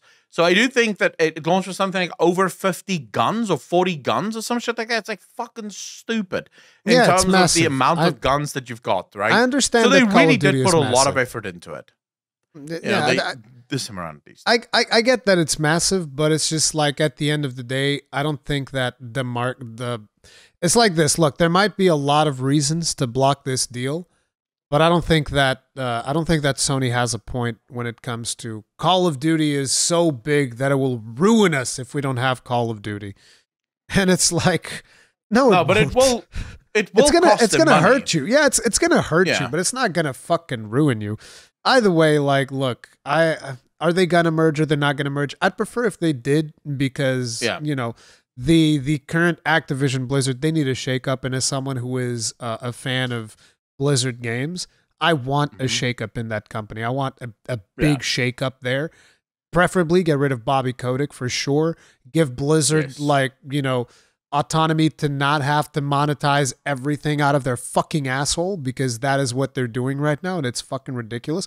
And I think that Microsoft would do a better job of managing that. So it's like, I'm not necessarily super neutral when it comes to this, whether the deal goes through or doesn't go through. I have a motivation as a Blizzard fan, that I would like the deal to go through because I think that would be a positive thing for Blizzard. Will it actually be a positive thing for Blizzard? Who the fuck knows? I don't actually know. We'll see, right? Yeah, we'll see. But fundamentally, when it comes to the FTC, I retain my position. It's like, look, it's just somebody trying to get fucking paid. They're trying to get a bribe out of them. It's just that simple. Yeah. Like, it's possible, but I will say just the final thing on Call of Duty. The reason I'm saying this isn't because I'm some giant Call of Duty player. I'm not. I like the Warzone. I didn't buy the actual Call of Duty because I couldn't care less about the multiplayer stuff. But I have a couple of friends that play basically every Battlefield and every Call of Duty game that comes out. They hated Call of Duty Modern Warfare 1 because it was basically just the same thing over and over again. They absolutely did not like Call of Duty Vanguard because for the same reason. It was the same game, just repackaged effectively, and also very buggy and a mess. They hated everything that Battlefield has done for a very long time now, and yet they love Modern Warfare 2 because it really does feel like a new game. It feels like they put in a lot of effort to make the game work. So that's the only reason I'm defending Call of Duty Modern Warfare 2. It's not because I myself have really played it or really care. It's that people that I trust because they're shooter fans, that's all they play, have told me this is perhaps one of the best shooters that have come out in a very long time. So yeah, ultimately I do, but the point I was trying to make with the Sony thing, Sony going around blocking this, I think is also leading to a lot of pressure because you can already imagine Sony is probably greasing palms the other way. I wouldn't be surprised if any of them greasing palms anywhere. Because you are taking a very anti-Sony position. And I'm just like, I'm not anti-Sony. I'm not anti-anybody. I just don't like the way that this is being handled because it seems like people just keep making imaginary roadblocks all over the place. Because this deal, the FTC had a chance to talk about this like fucking 2 years ago or some bullshit. Not 2 years ago, but at least like a year ago. They've had a chance to talk about this, and they've been quiet. Yeah. They're like, oh yeah, we don't care. And now that it seems like the deal's actually going through, they're like, hey, we want to get paid too. We want a piece of that action. Like, fuck off. Get the fuck out of here. I think the checks bounced. Like, maybe they were getting checks every month and it bounced. And now they're like, fuck that, we're against it again. Yeah, exactly. No. The last check came back like, that's not cool. What the fuck? Yeah. Like she was planning to go on holiday and everything, and now she can't. That's probably the reason. No, I'm not standing up for any of these companies. I've said this when we first found out about the merger. I don't want players to think like Microsoft buying Activision Blizzard is just this magic bullet. Yeah. It's just going to fix everything. It's a corporation. We hope it will, but who the fuck knows? I mean, it is a corporation, and they're all fucking scumbags. So at the end of the day, you have to understand things aren't getting better. We're not suddenly going to learn that World of Warcraft is removing its in-game cash shop and that the game is going free to play or anything like that. No. It's still going to be a scumbag as ever. Imagine, it's just going to be a new owner. Imagine, like, I'll tell you what.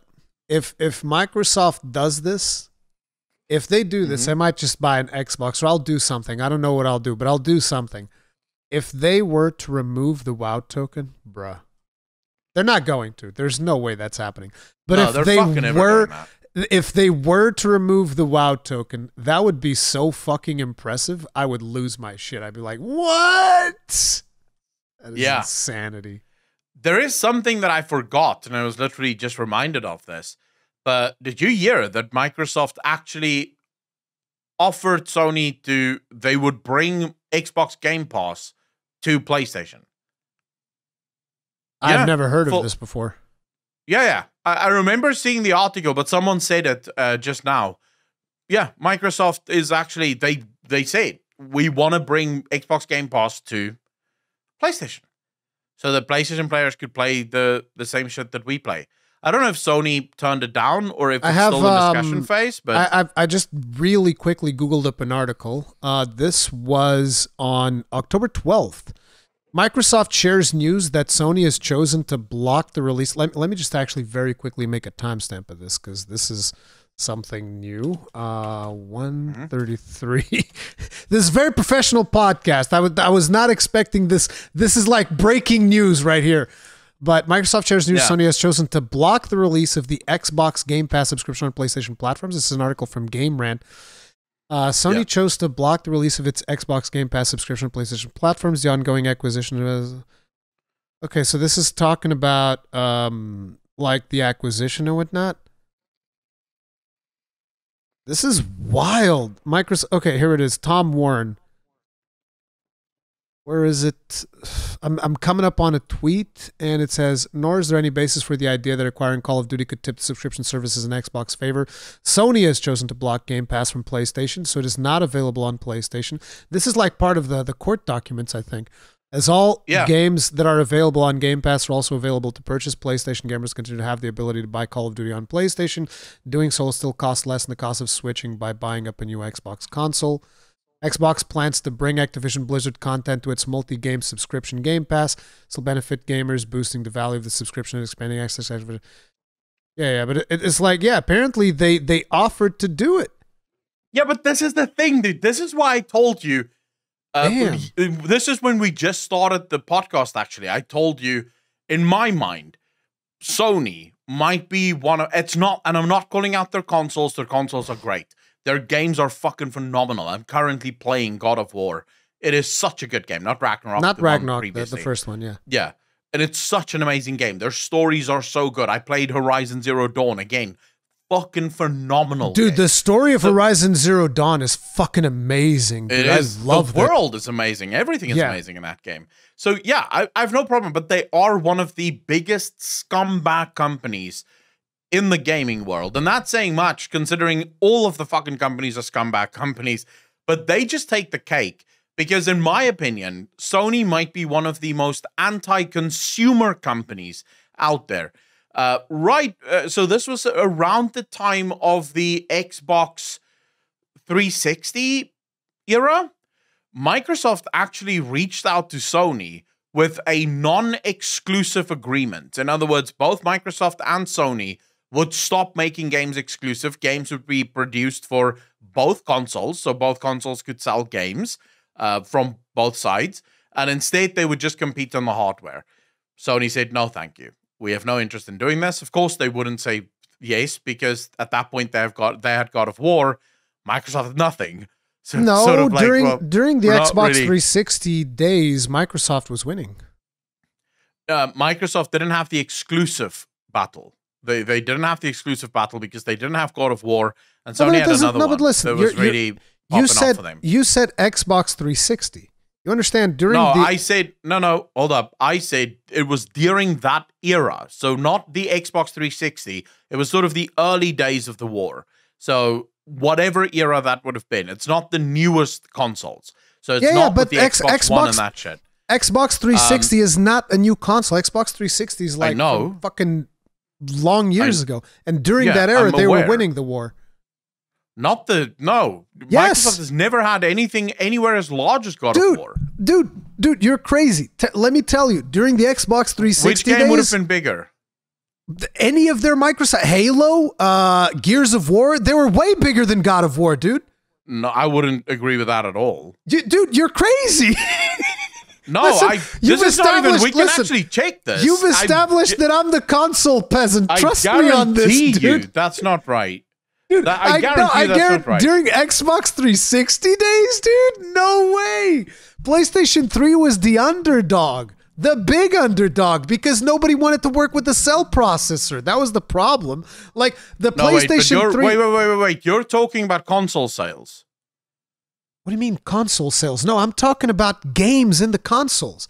You need to understand. The PlayStation 3 was a terrible era for Sony, dude. I can guarantee you, because the problem was the console was more powerful than the Xbox 360, but nobody knew how to take advantage of that power because the cell processor was a pain in the ass to work with. See, I have to do now so many fucking research, because yes, you do, because you're wrong. No, I swear to you, I'm not wrong about this. Oh, no, you're wrong. Because you're now, what you're doing now is you're going, I said during that era, which could be before that fucking era. right? I don't know exactly which version of the PlayStation and the fucking Xbox it was, but it was in that era. So the older era of consoles, hold up, let me finish my thought process.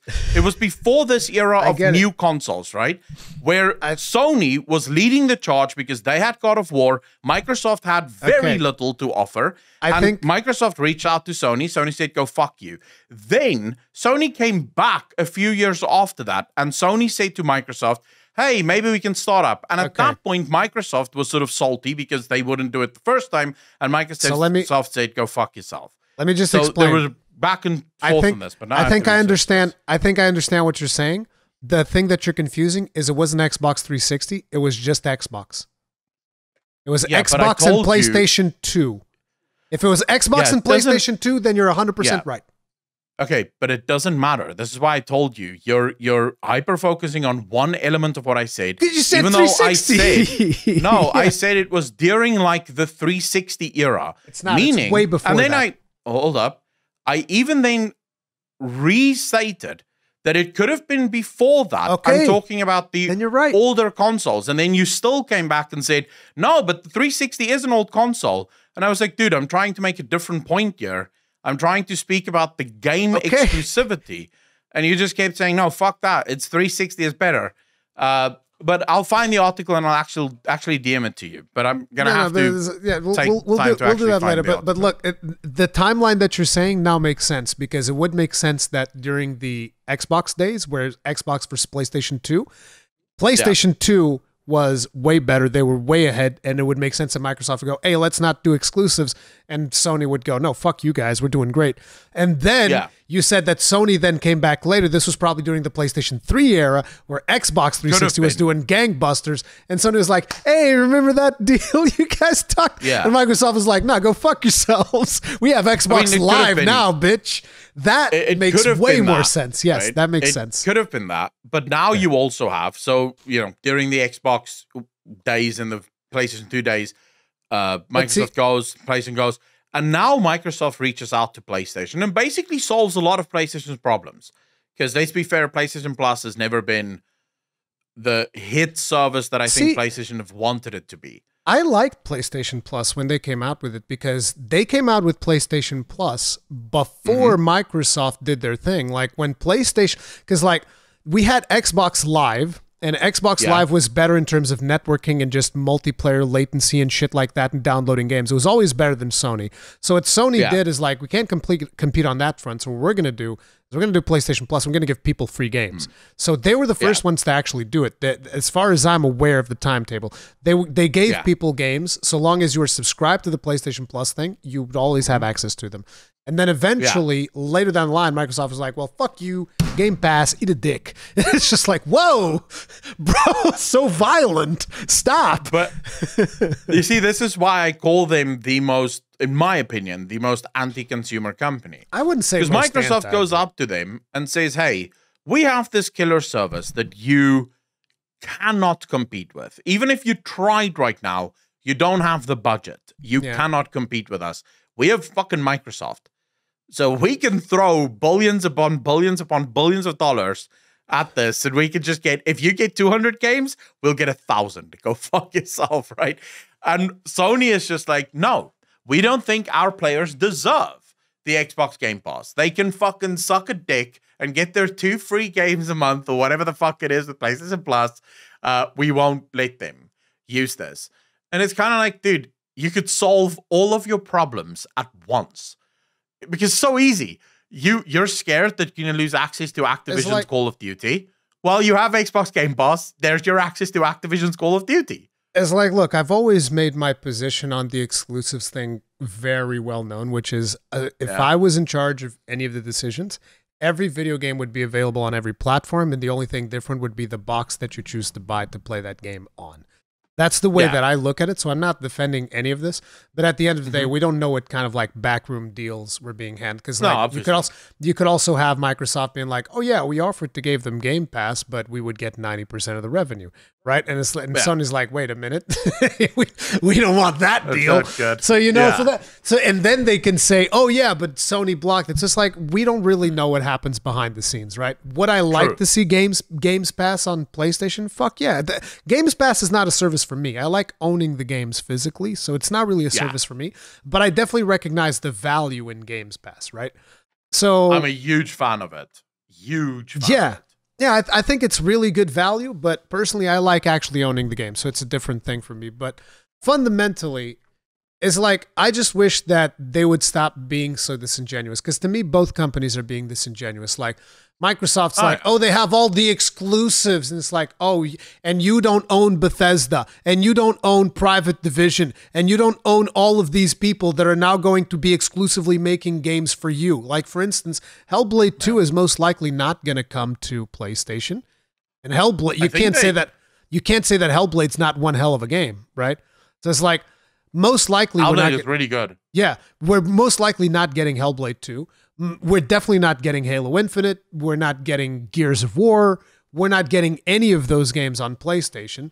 So it's like there's exclusives on both sides. And same thing with Starfield. You're not going to get Starfield either. PlayStation ain't going to see Starfield. It's like there's good exclusives on both sides. You can make the argument that right now the PlayStation's ones are better because you got God of War and Ghost of Tsushima and Horizon and all of these amazing titles.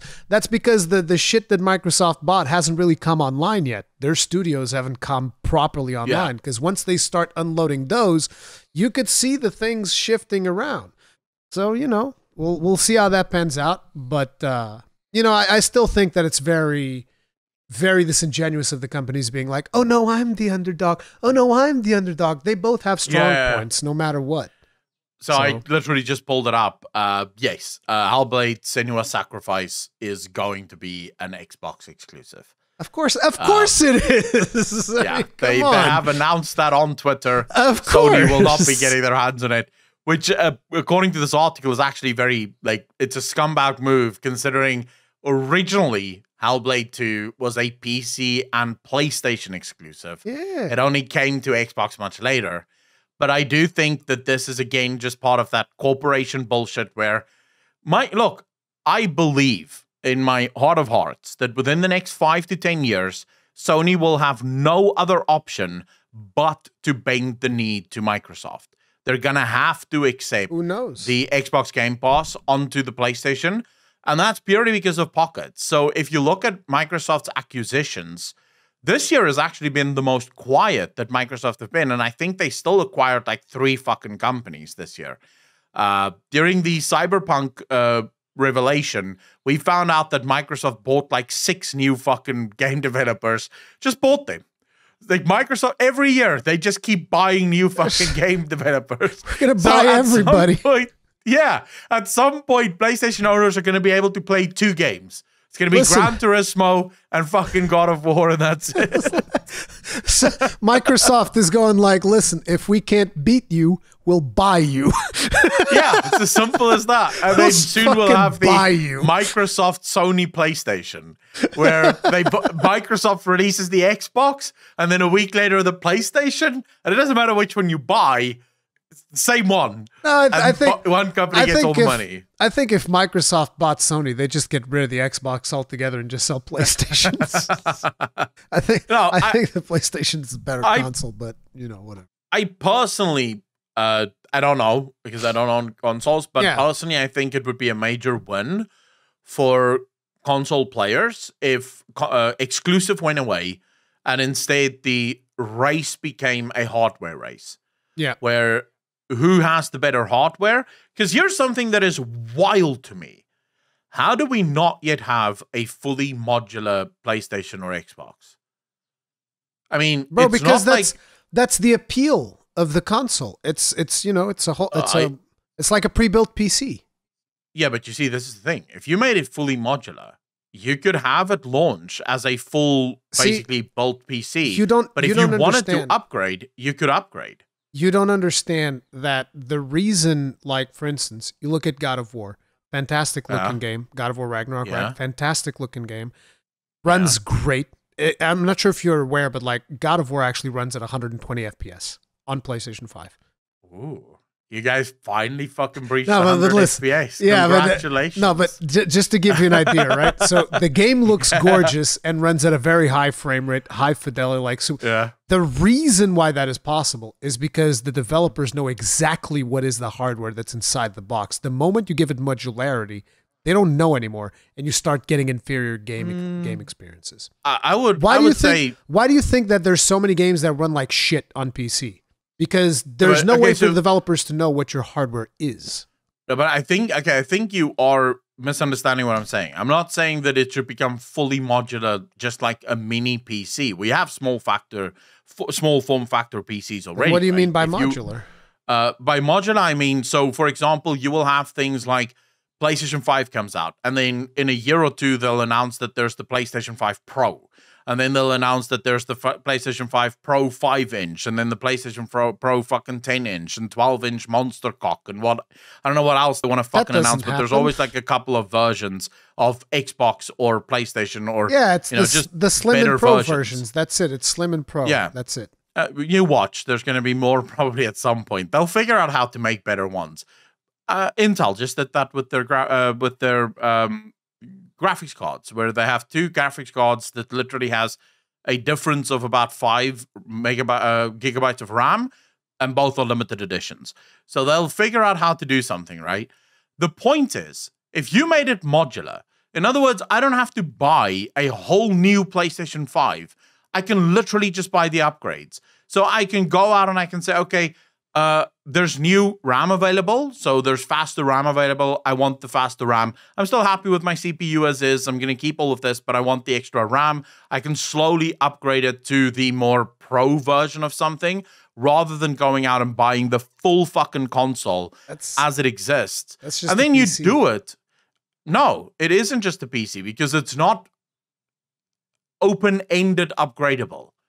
In other words, you can't forever just upgrade it. There is a point where the PlayStation 6 comes out where all of that modularity goes away. You have to upgrade to the PlayStation 6 because it's brand new architecture and whatnot. I just feel like that, to me at least, is a much better system than this. You buy the PlayStation 5, or I think Xbox may actually be the biggest culprit of that. How many fucking Xbox Ones were there? Because there was the Xbox One, then the Xbox One S, and the Xbox One X, and then the... how many fucking and then the Xboxes Series were there? X. It was, technically speaking, it was like... so there was the original Xbox. Yeah. Then there was the version that came after it, which was slightly better. It was still just like an Xbox One. Then there was the Xbox One X, and then there was the Xbox One S, and now there's the Xbox Series X and the Xbox Series S. Except the Xbox Series S is basically a less powerful version of the Xbox One X. This is where I'm talking about modularity. In other words, I can upgrade when I'm willing to upgrade, and probably for a lot cheaper than what it would be to just go buy a brand new fucking console. You're thinking about it wrong, because you're looking at all of these different consoles, and you're like, oh man, these are like 5 or 6 different versions of a console, when in reality it's really 2. It's the S version and the X version, and that's it. And if you look at the PlayStation, in reality there's only 2 versions as well. There's the PlayStation 4 and the PlayStation 4 Pro, and that was it. Then you can talk about the Slims, and the Slim PlayStation is just a smaller PlayStation 4. It's the exact same specs. There's nothing different about it. And the Pro was just a Pro. That's it. And the Pro wasn't even that much better. It had like a little bit better graphics, I think, because I think even the processor was exactly the same. So it's like there's no reason to have the modularity for that. And when it comes to the PlayStation 5, there isn't even a second version of it. There's just a PlayStation 5 so far. Yeah, but you see, I personally believe modularity will go a long way in also increasing future upgrades. So you could actually go a lot more ham. First and foremost, you could have these systems last a lot longer than what they would normally last. Because a lot of the time, the CPU might be perfectly fine in your Xbox Series X. to handle everything, but the RAM is a little bit too slow. So now you can literally just go out and go buy better RAM. Your CPU is still fine. It's just the RAM that's a problem. Let me tell you, if you were to do a poll literally anywhere among people who buy consoles, nobody wants modularity. I guarantee you guys are all sucking at the teat of because the corporate overlords. It's not even that. It's that this is good. No, it's not. It's not even that. It's like, if I want that type of experience, I'll just get a PC. Why would I want to do that in a console? The main reason the console is good is because it's all in one. That's it. It's there and it's done. No one's changing the all-in-one status of it. It's yes, still you are. an all-in-one. No, because I'm literally just making it minimalistically upgradable.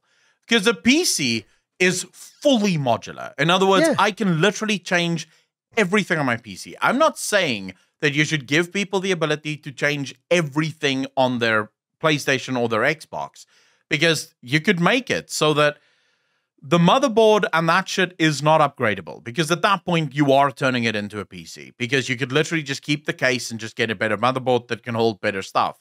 So the motherboard and all of that shit is still built in, but look at it as you get a PlayStation with a 5,500, but now you want to upgrade to the 5,800. It's still the same motherboard, still the same architecture. You can just literally upgrade to the better version to be able to play the games at a better frame rate or whatever. Yes, I'm just explaining to you, because, like, look, I understand everything you're saying. I'm just explaining to you that one of the major selling points of a console is the simplicity. Nobody wants to deal with modularity in consoles, I guarantee. I don't know how this makes it worse. I don't know how it's less simple. It's not like, how is this less simple? For me and for you, because listen, I build my own PC. You probably build your own PC because we know how to do it. I mean, essentially, I know that a lot of people say, "Oh, building PCs is complicated." It's like a fucking Lego right now. It's not remotely as hard as a lot of people make it out to be. PCs is stupid easy. It's a fucking Lego. It's all there is. Like, you literally can't even put things in the wrong place almost. It's very hard to fuck up a PC build. If it's not going in, it's the wrong place. You shouldn't be putting it there. Yet somehow, you remember that video from The Verge? Yet somehow, some high-profile people can fuck it up really bad. But it's like, listen, PCs are terribly simple. But the thing is, for people that are buying consoles, they don't want to have to deal with it. They don't want the modularity. They want to, no, I want this one box that I can just put next to my TV, never fucking touch it again, and I just buy games and I put them on there and it plays. That's it. That's all they want. Man, they want the simplicity is a part of the appeal of the console. Now, I want you to understand something. This doesn't mean that I wouldn't want that. I want you. Do you understand what I'm saying, though? It's not that I don't want that. It's that I guarantee you that a majority of the console player base does not want it. Now, we need to go into the lightning round because, damn, we spent a lot of time on that topic. I mean, I'll be honest. It's fine. I'll say this as a final word. The consoles, the peasants, they need the overlords to think for themselves. It's fine. Sure. I won't try to make your lives better by giving you more freedom. Do what the corporate overlords tell you. It's fine. It's fine. Just, it's Okay, listen. So, lightning round. Callisto Protocol. They came out. Apparently, their game's going to have a battle pass. That battle pass is going to include new death animations. Apparently, 25 of them.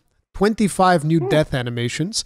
Nice. As well as a couple of new game modes. Let me see if I had the thing pulled up here, but... Oh, here we go. Outer Way Skin Collection. So there's a bunch of skins that you can get. Contagion Bundle. Discover the ultimate survival horror experience with a new mode, Contagion. So it's basically like a super hardcore mode. So this is not part of the base game. This is part of their season pass. There's no second chance to escape. So yeah, it's pretty much a hardcore mode. Riot Bundle. Venture into a previously undiscovered area of Black Iron Prison. So a new level. Battle waves of brutal enemies. I think it's like a horde mode. Story DLC, dig deeper into the horrifying secrets of Callisto Protocol. Now, the one thing that I'm kind of okay with is, like, story DLC, I think that's fine. If you want to do that and if you want to sell that, it's whatever. But, like, I don't like the concept of putting an additional difficulty for a video game as part of a season pass.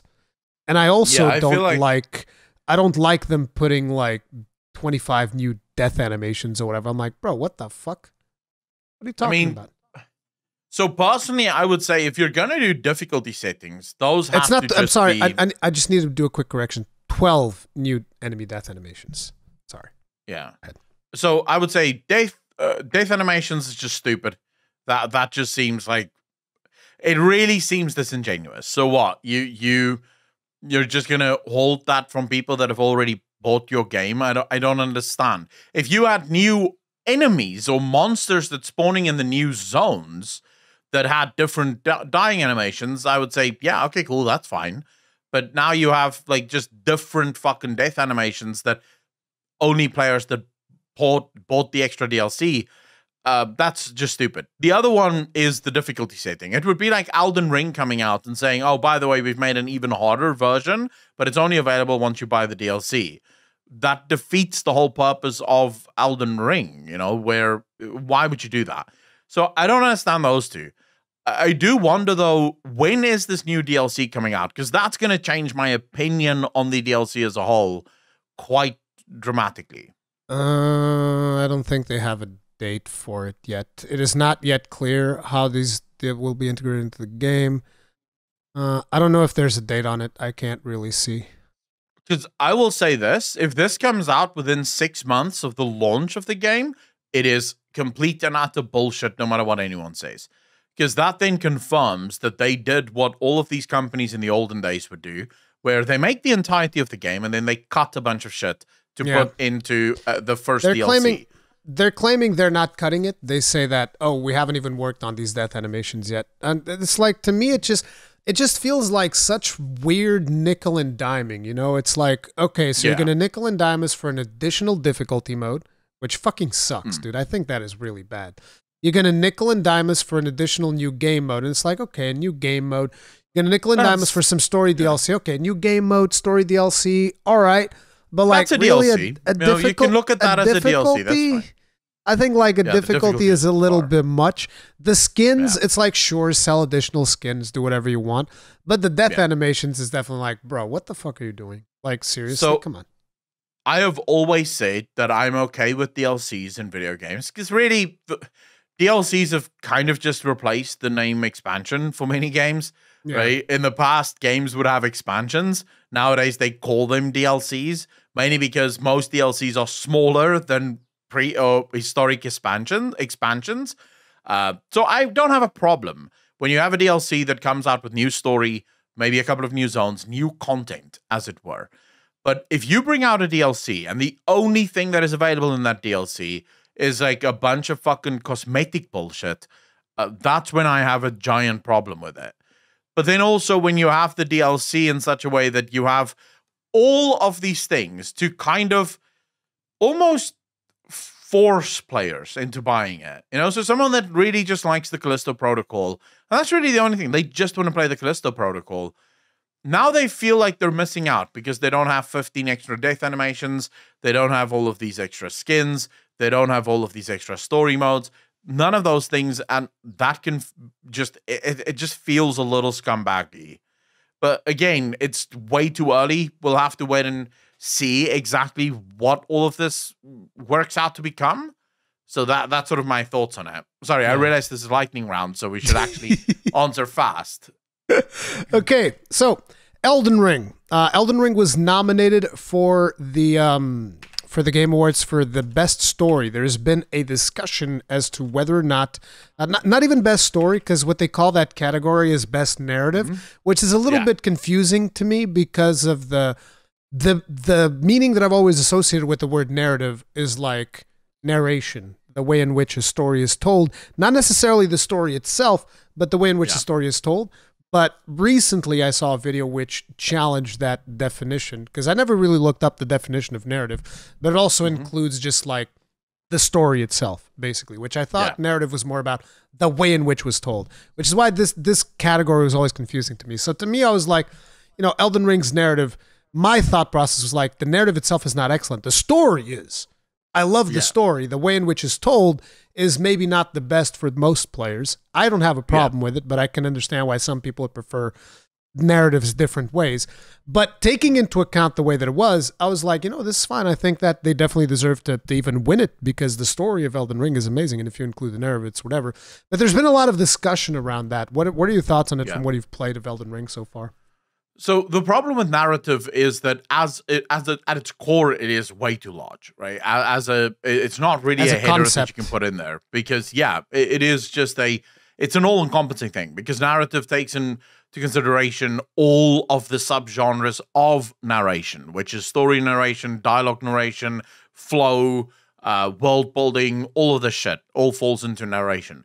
Now, I do think that in that, Elden Ring is actually pretty good at most of those things, where the one place that I would say Elden Ring really falls off a fucking cliff is storytelling. It doesn't have very good storytelling. Its storytelling is actually rather shit because the storytelling exists only in items that you find and the few conversations you can have with people. Much of it is really not the focus. It's sort of like a byproduct of it.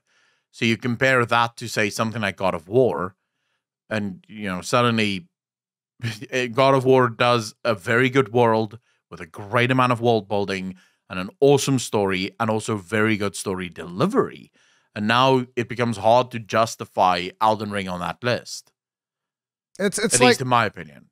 It's like, see, that's the thing about it, is that I think that the way in which the story is told is going to appeal to different players.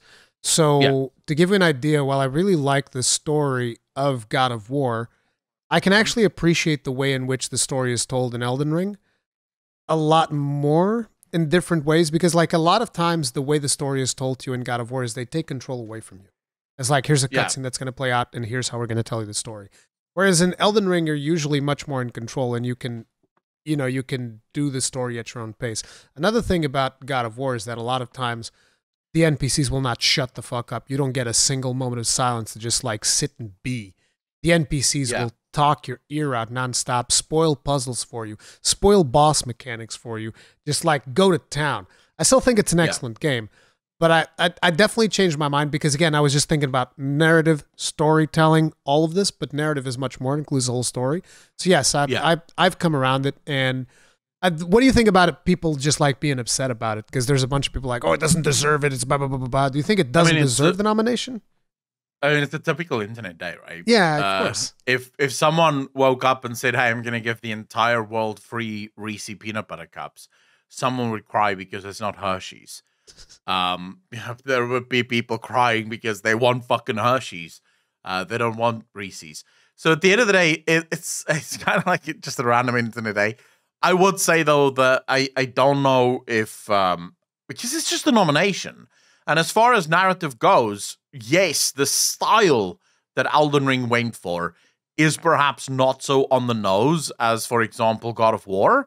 Yeah. But it's still a good fucking narrative experience. For anyone that cares about narrative experiences, the voice acting is amazing. The dialogue, what is in there, is phenomenal. The world building is fantastic. So, yeah, I don't mind that it's on there. But it's the internet.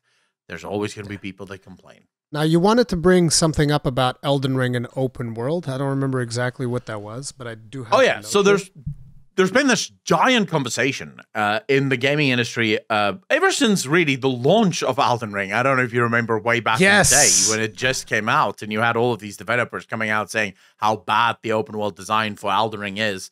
And I remember seeing these articles from Ubisoft developers saying, oh, the maps are too busy and the maps don't really give you enough clues and it's a horrible UX design and they can't believe that anyone would play this. And then someone actually made a retweet of theirs saying, this yours? And it was the map for one of the Assassin's Creed games. And it's a fucking mess. Yeah, it is. And then you play Elden Ring and it's like, well, the map's pretty cool. It's not nearly as messy as yours. But, the thing with Elden Ring, so what spawns all of this conversation now, is there any game that does open world as good as Elden Ring?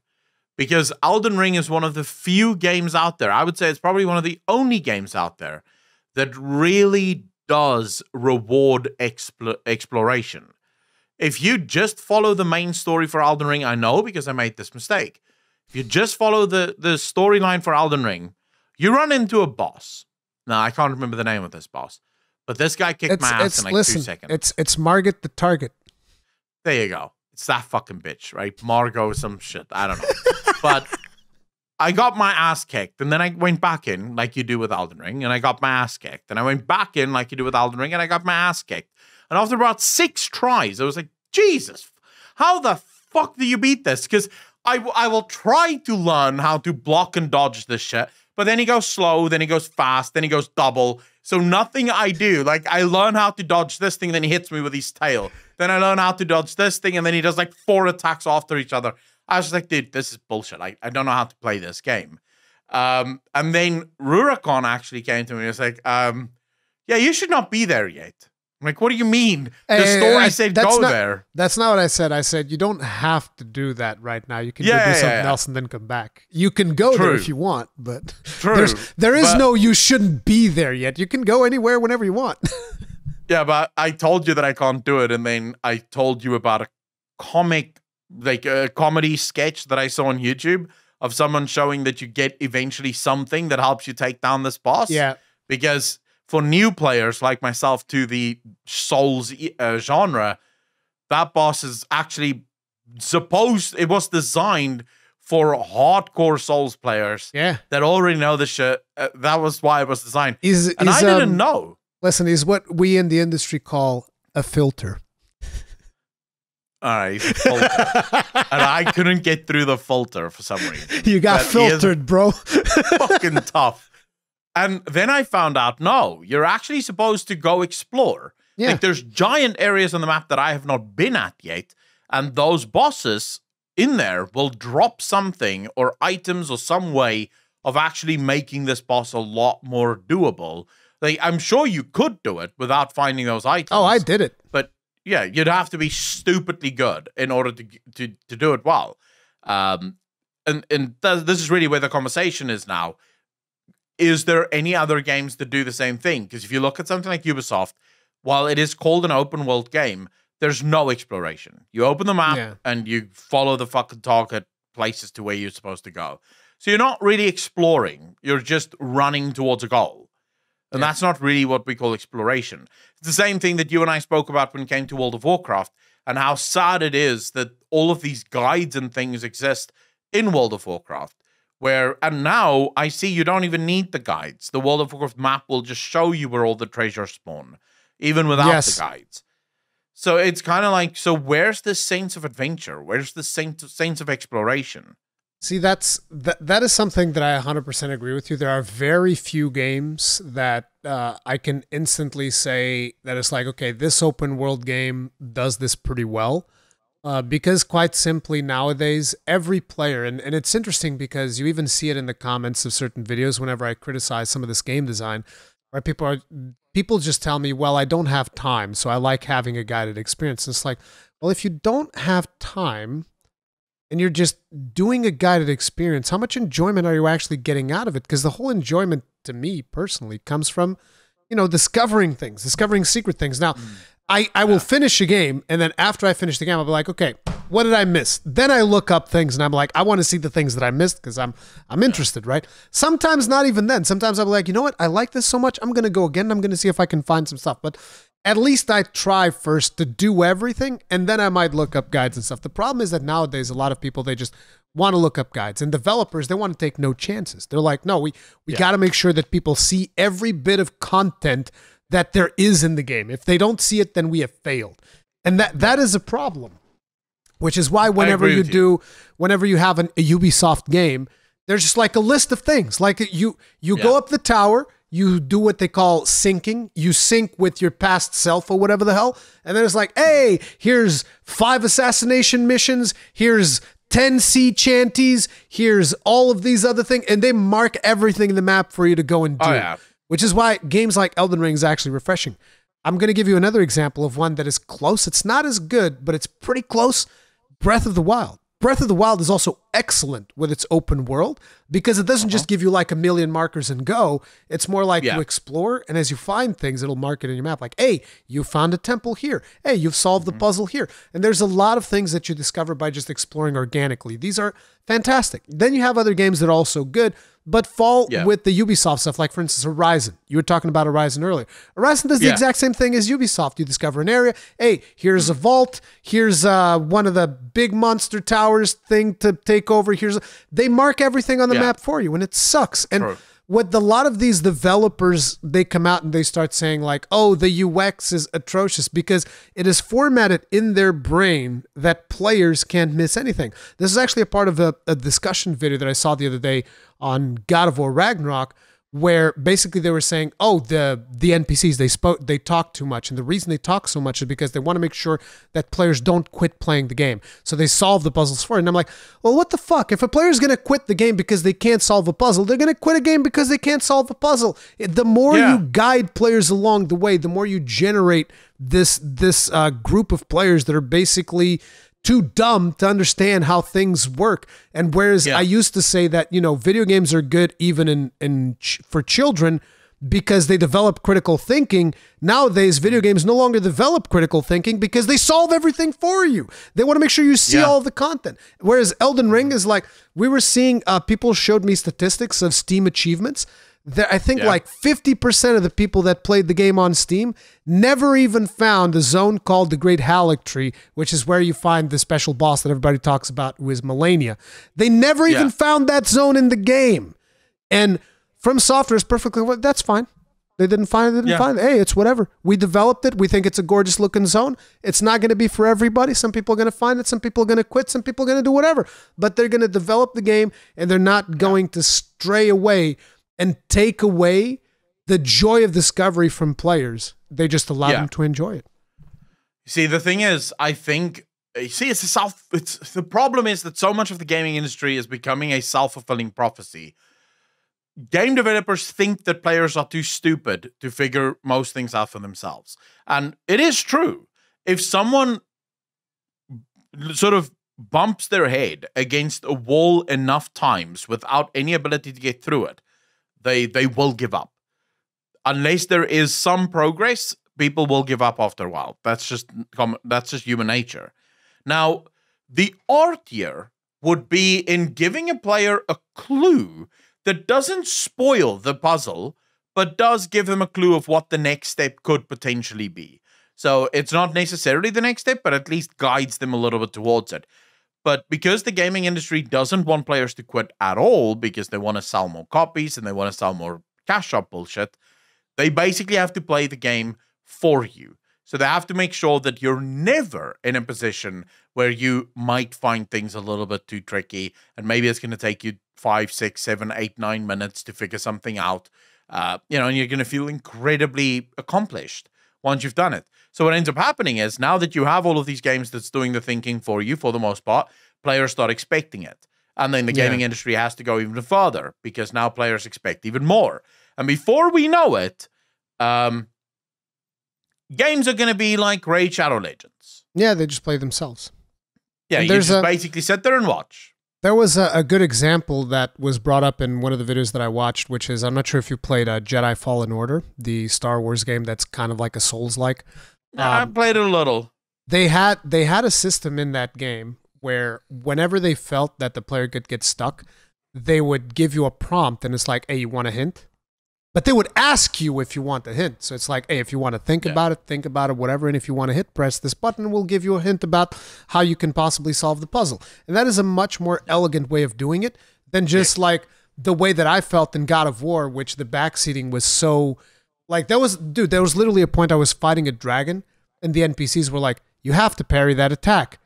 And then, like, if I miss the parry, it's like, I told you, you got to parry it. And then eventually when you do parry the attack, they go, see, I told you, look what happened. And I was like, bro! Shut the fuck up. Let me just fight my fucking fight. That is some next level. Like, when I started hearing that, I was like, what is this? This is next level, dude. At least give me the option to turn it off. Yeah, you don't have that. I told you this last week as well. Tomb Raider. It's a great example of this. I love Tomb Raider for the solving of the crypts and the discovery and sort of the puzzles. You know, that's the tombs is my favorite part of the game.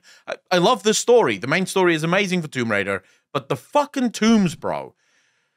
I mean, you go into a tomb with the newest ones and you go up the thing trying to solve it and then you fall down, because obviously you're on it's sort of trial and error. You know, sometimes it works, sometimes it doesn't.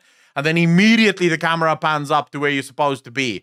And you're like, oh, I wish I had some time to think of that, but never mind. I'll just go where you fucking tell me to go. Or Lara Croft will be like, I think we should grab onto that ledge. It's like, motherfucker, let me grab onto the ledge myself. Jesus. Let me figure it out, please. Yeah, let me just turn this off. Don't help me. I'll help myself. I'll turn it back on if I need the fucking help. But yeah, I think Elden Ring does it perfectly. But I also hope that the success of Elden Ring, and hopefully whatever From Software comes up with next, is going to inform more gaming companies of what games can actually be. Yeah. And by this, I'm not saying, because I realize that a game like Elden Ring isn't for everyone. I realize that I'm fully cognizant of that. Not everyone wants that difficult of an experience, even though I was one of those people that thought that it's a really difficult game until I played it. And I realized it's not actually hard. Yeah, it's not. Really not difficult. It's just about learning. You have to pay attention and learn. And it's okay to die. That's how you learn, by doing it over and over again and learning what the fights are about. The funny thing is, I can actually tell you, God of War Ragnarok on maximum difficulty is way harder than Elden Ring.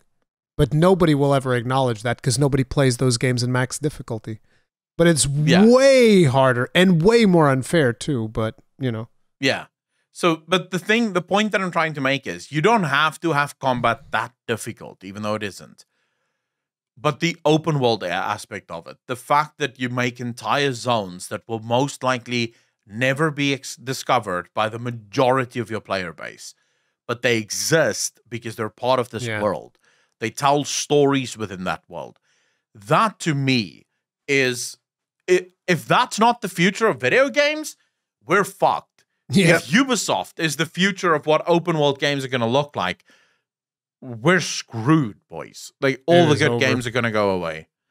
Because, I'm sorry, but just existing in a world is not what we call exploration. Just because I'm running towards a marker doesn't mean I'm exploring. No, I'm looking at the marker that I've selected, and now I'm following the path that tells me how to get to the marker. That's not exploration. That's just called running towards a goal. Yeah, you're just running. And yeah, you just happen to jump up a couple of rocks in order to fucking get there. No, you want to actually be able to run and just run, because there's something on your map that, or something on your screen that you just saw. When's the last time, Rurikhan, that you played a game and you saw a castle on a hill and it was so majestic that you just thought running there, and it wasn't Dark Souls or Elden Ring or any of these games? Oh, damn. You broke me there. It wasn't. I was about to say, well, yeah, when I played Elden Ring. Oh, wait. Yeah. I mean, I think before that, the closest thing was probably Breath of the Wild. Breath of the Wild has some moments like that where you just see something, not a castle, but like you'll see a structure in the distance. You're like, I wonder what's there. And then you just go there. And you organically find maybe a couple of things along the way, but there usually be something to do in that location. Yeah. It's very well done that way as well. Yeah, but that's what open world games were supposed to be. That was the promise of an open world game. Remember, before open world games, we had instance games. And not to say that there weren't great ones. Metal Gear Solid, the old Prince of Persia's. These were phenomenal games, but they weren't open world. They weren't really about exploration. They were literally just about narrative design and story, and sometimes overcoming complex puzzles and stuff. Then the open world genre came, and everyone was excited because it was a new era for video games. At first, these worlds were basically just a misnomer for empty as fuck with nothing to do, and really only some places that mattered, but they could slap open world on the box and everyone would buy it. And then it became sort of a, well, how about we just give you a bunch of useless shit to do, but we'll tell you exactly where to go do it. I wish and I hope that the gaming industry eventually reaches this point where open world truly becomes open world, insofar as it's up to you to find the elements that make this game interesting amazing. Things. Yeah, I agree. Yeah, and they are there. They're designed to be there, but they're not told to you. You're not warned about it. You'll maybe find it if you're lucky. Like, how do you open Melina again, or Melina, or whatever, however you pronounce her name? It's like you told me. It's like a very difficult fucking So not difficult, but you have to know what the fuck you're doing. So first, you have to find a dude that's in a village disguised as a barrel. So for starters, that village is like super dark. There's almost no light sources there, but there is like a light source around the barrel, which kind of signifies there's something here. So you go there, you roll into the barrel, that dude reveals himself, and then he gives you half of a key, and that kind of starts your quest. Then you have to find the other half of the key, which involves you finding a girl somewhere and then going with her into the snow region. Like the time at which you find both of these items in the game from a hour standpoint, it's probably like 30 hours apart, give or take. So you find one item, then 30 hours later or something, you find the other half of this, and then you take those two things to a special elevator, and that elevator takes you to a zone that eventually connects to the Halic tree. It's fucking wild, dude. It's something crazy. You see, so most players will never find this. Unless they look it up, yeah. Yeah, unless they go to the internet and actually find how the fuck is there something that I missed. I actually found it. I actually found it organically as I was playing the game. I was very surprised. But the one thing that I struggled with was the elevator. The elevator was the thing, because I couldn't, when I got to the elevator, I couldn't figure out how to change the thing to, because like this elevator already had another key that you would use, and I couldn't figure out how to use the different key on the elevator to take me to the different thing. But yeah. You see, but I'm also are you one of those people that break every single pot and every single thing that you could find in the game? Or do you not play? Because with God of War, I smash every single crate that I come across. I break most things, yes. Yeah. You see, so I would usually probably discover something like that as well. Because if I see something that looks like it can break, I have to break it. You never know, right? You might find something that you missed or that everyone's missed. Listen, it's like the whole thing back of Link and Zelda where you'd see him like breaking all of the pottery so that you'd come out with the rupees and shit. You're saying words now that I don't know. Link and Zelda? What the fuck is that?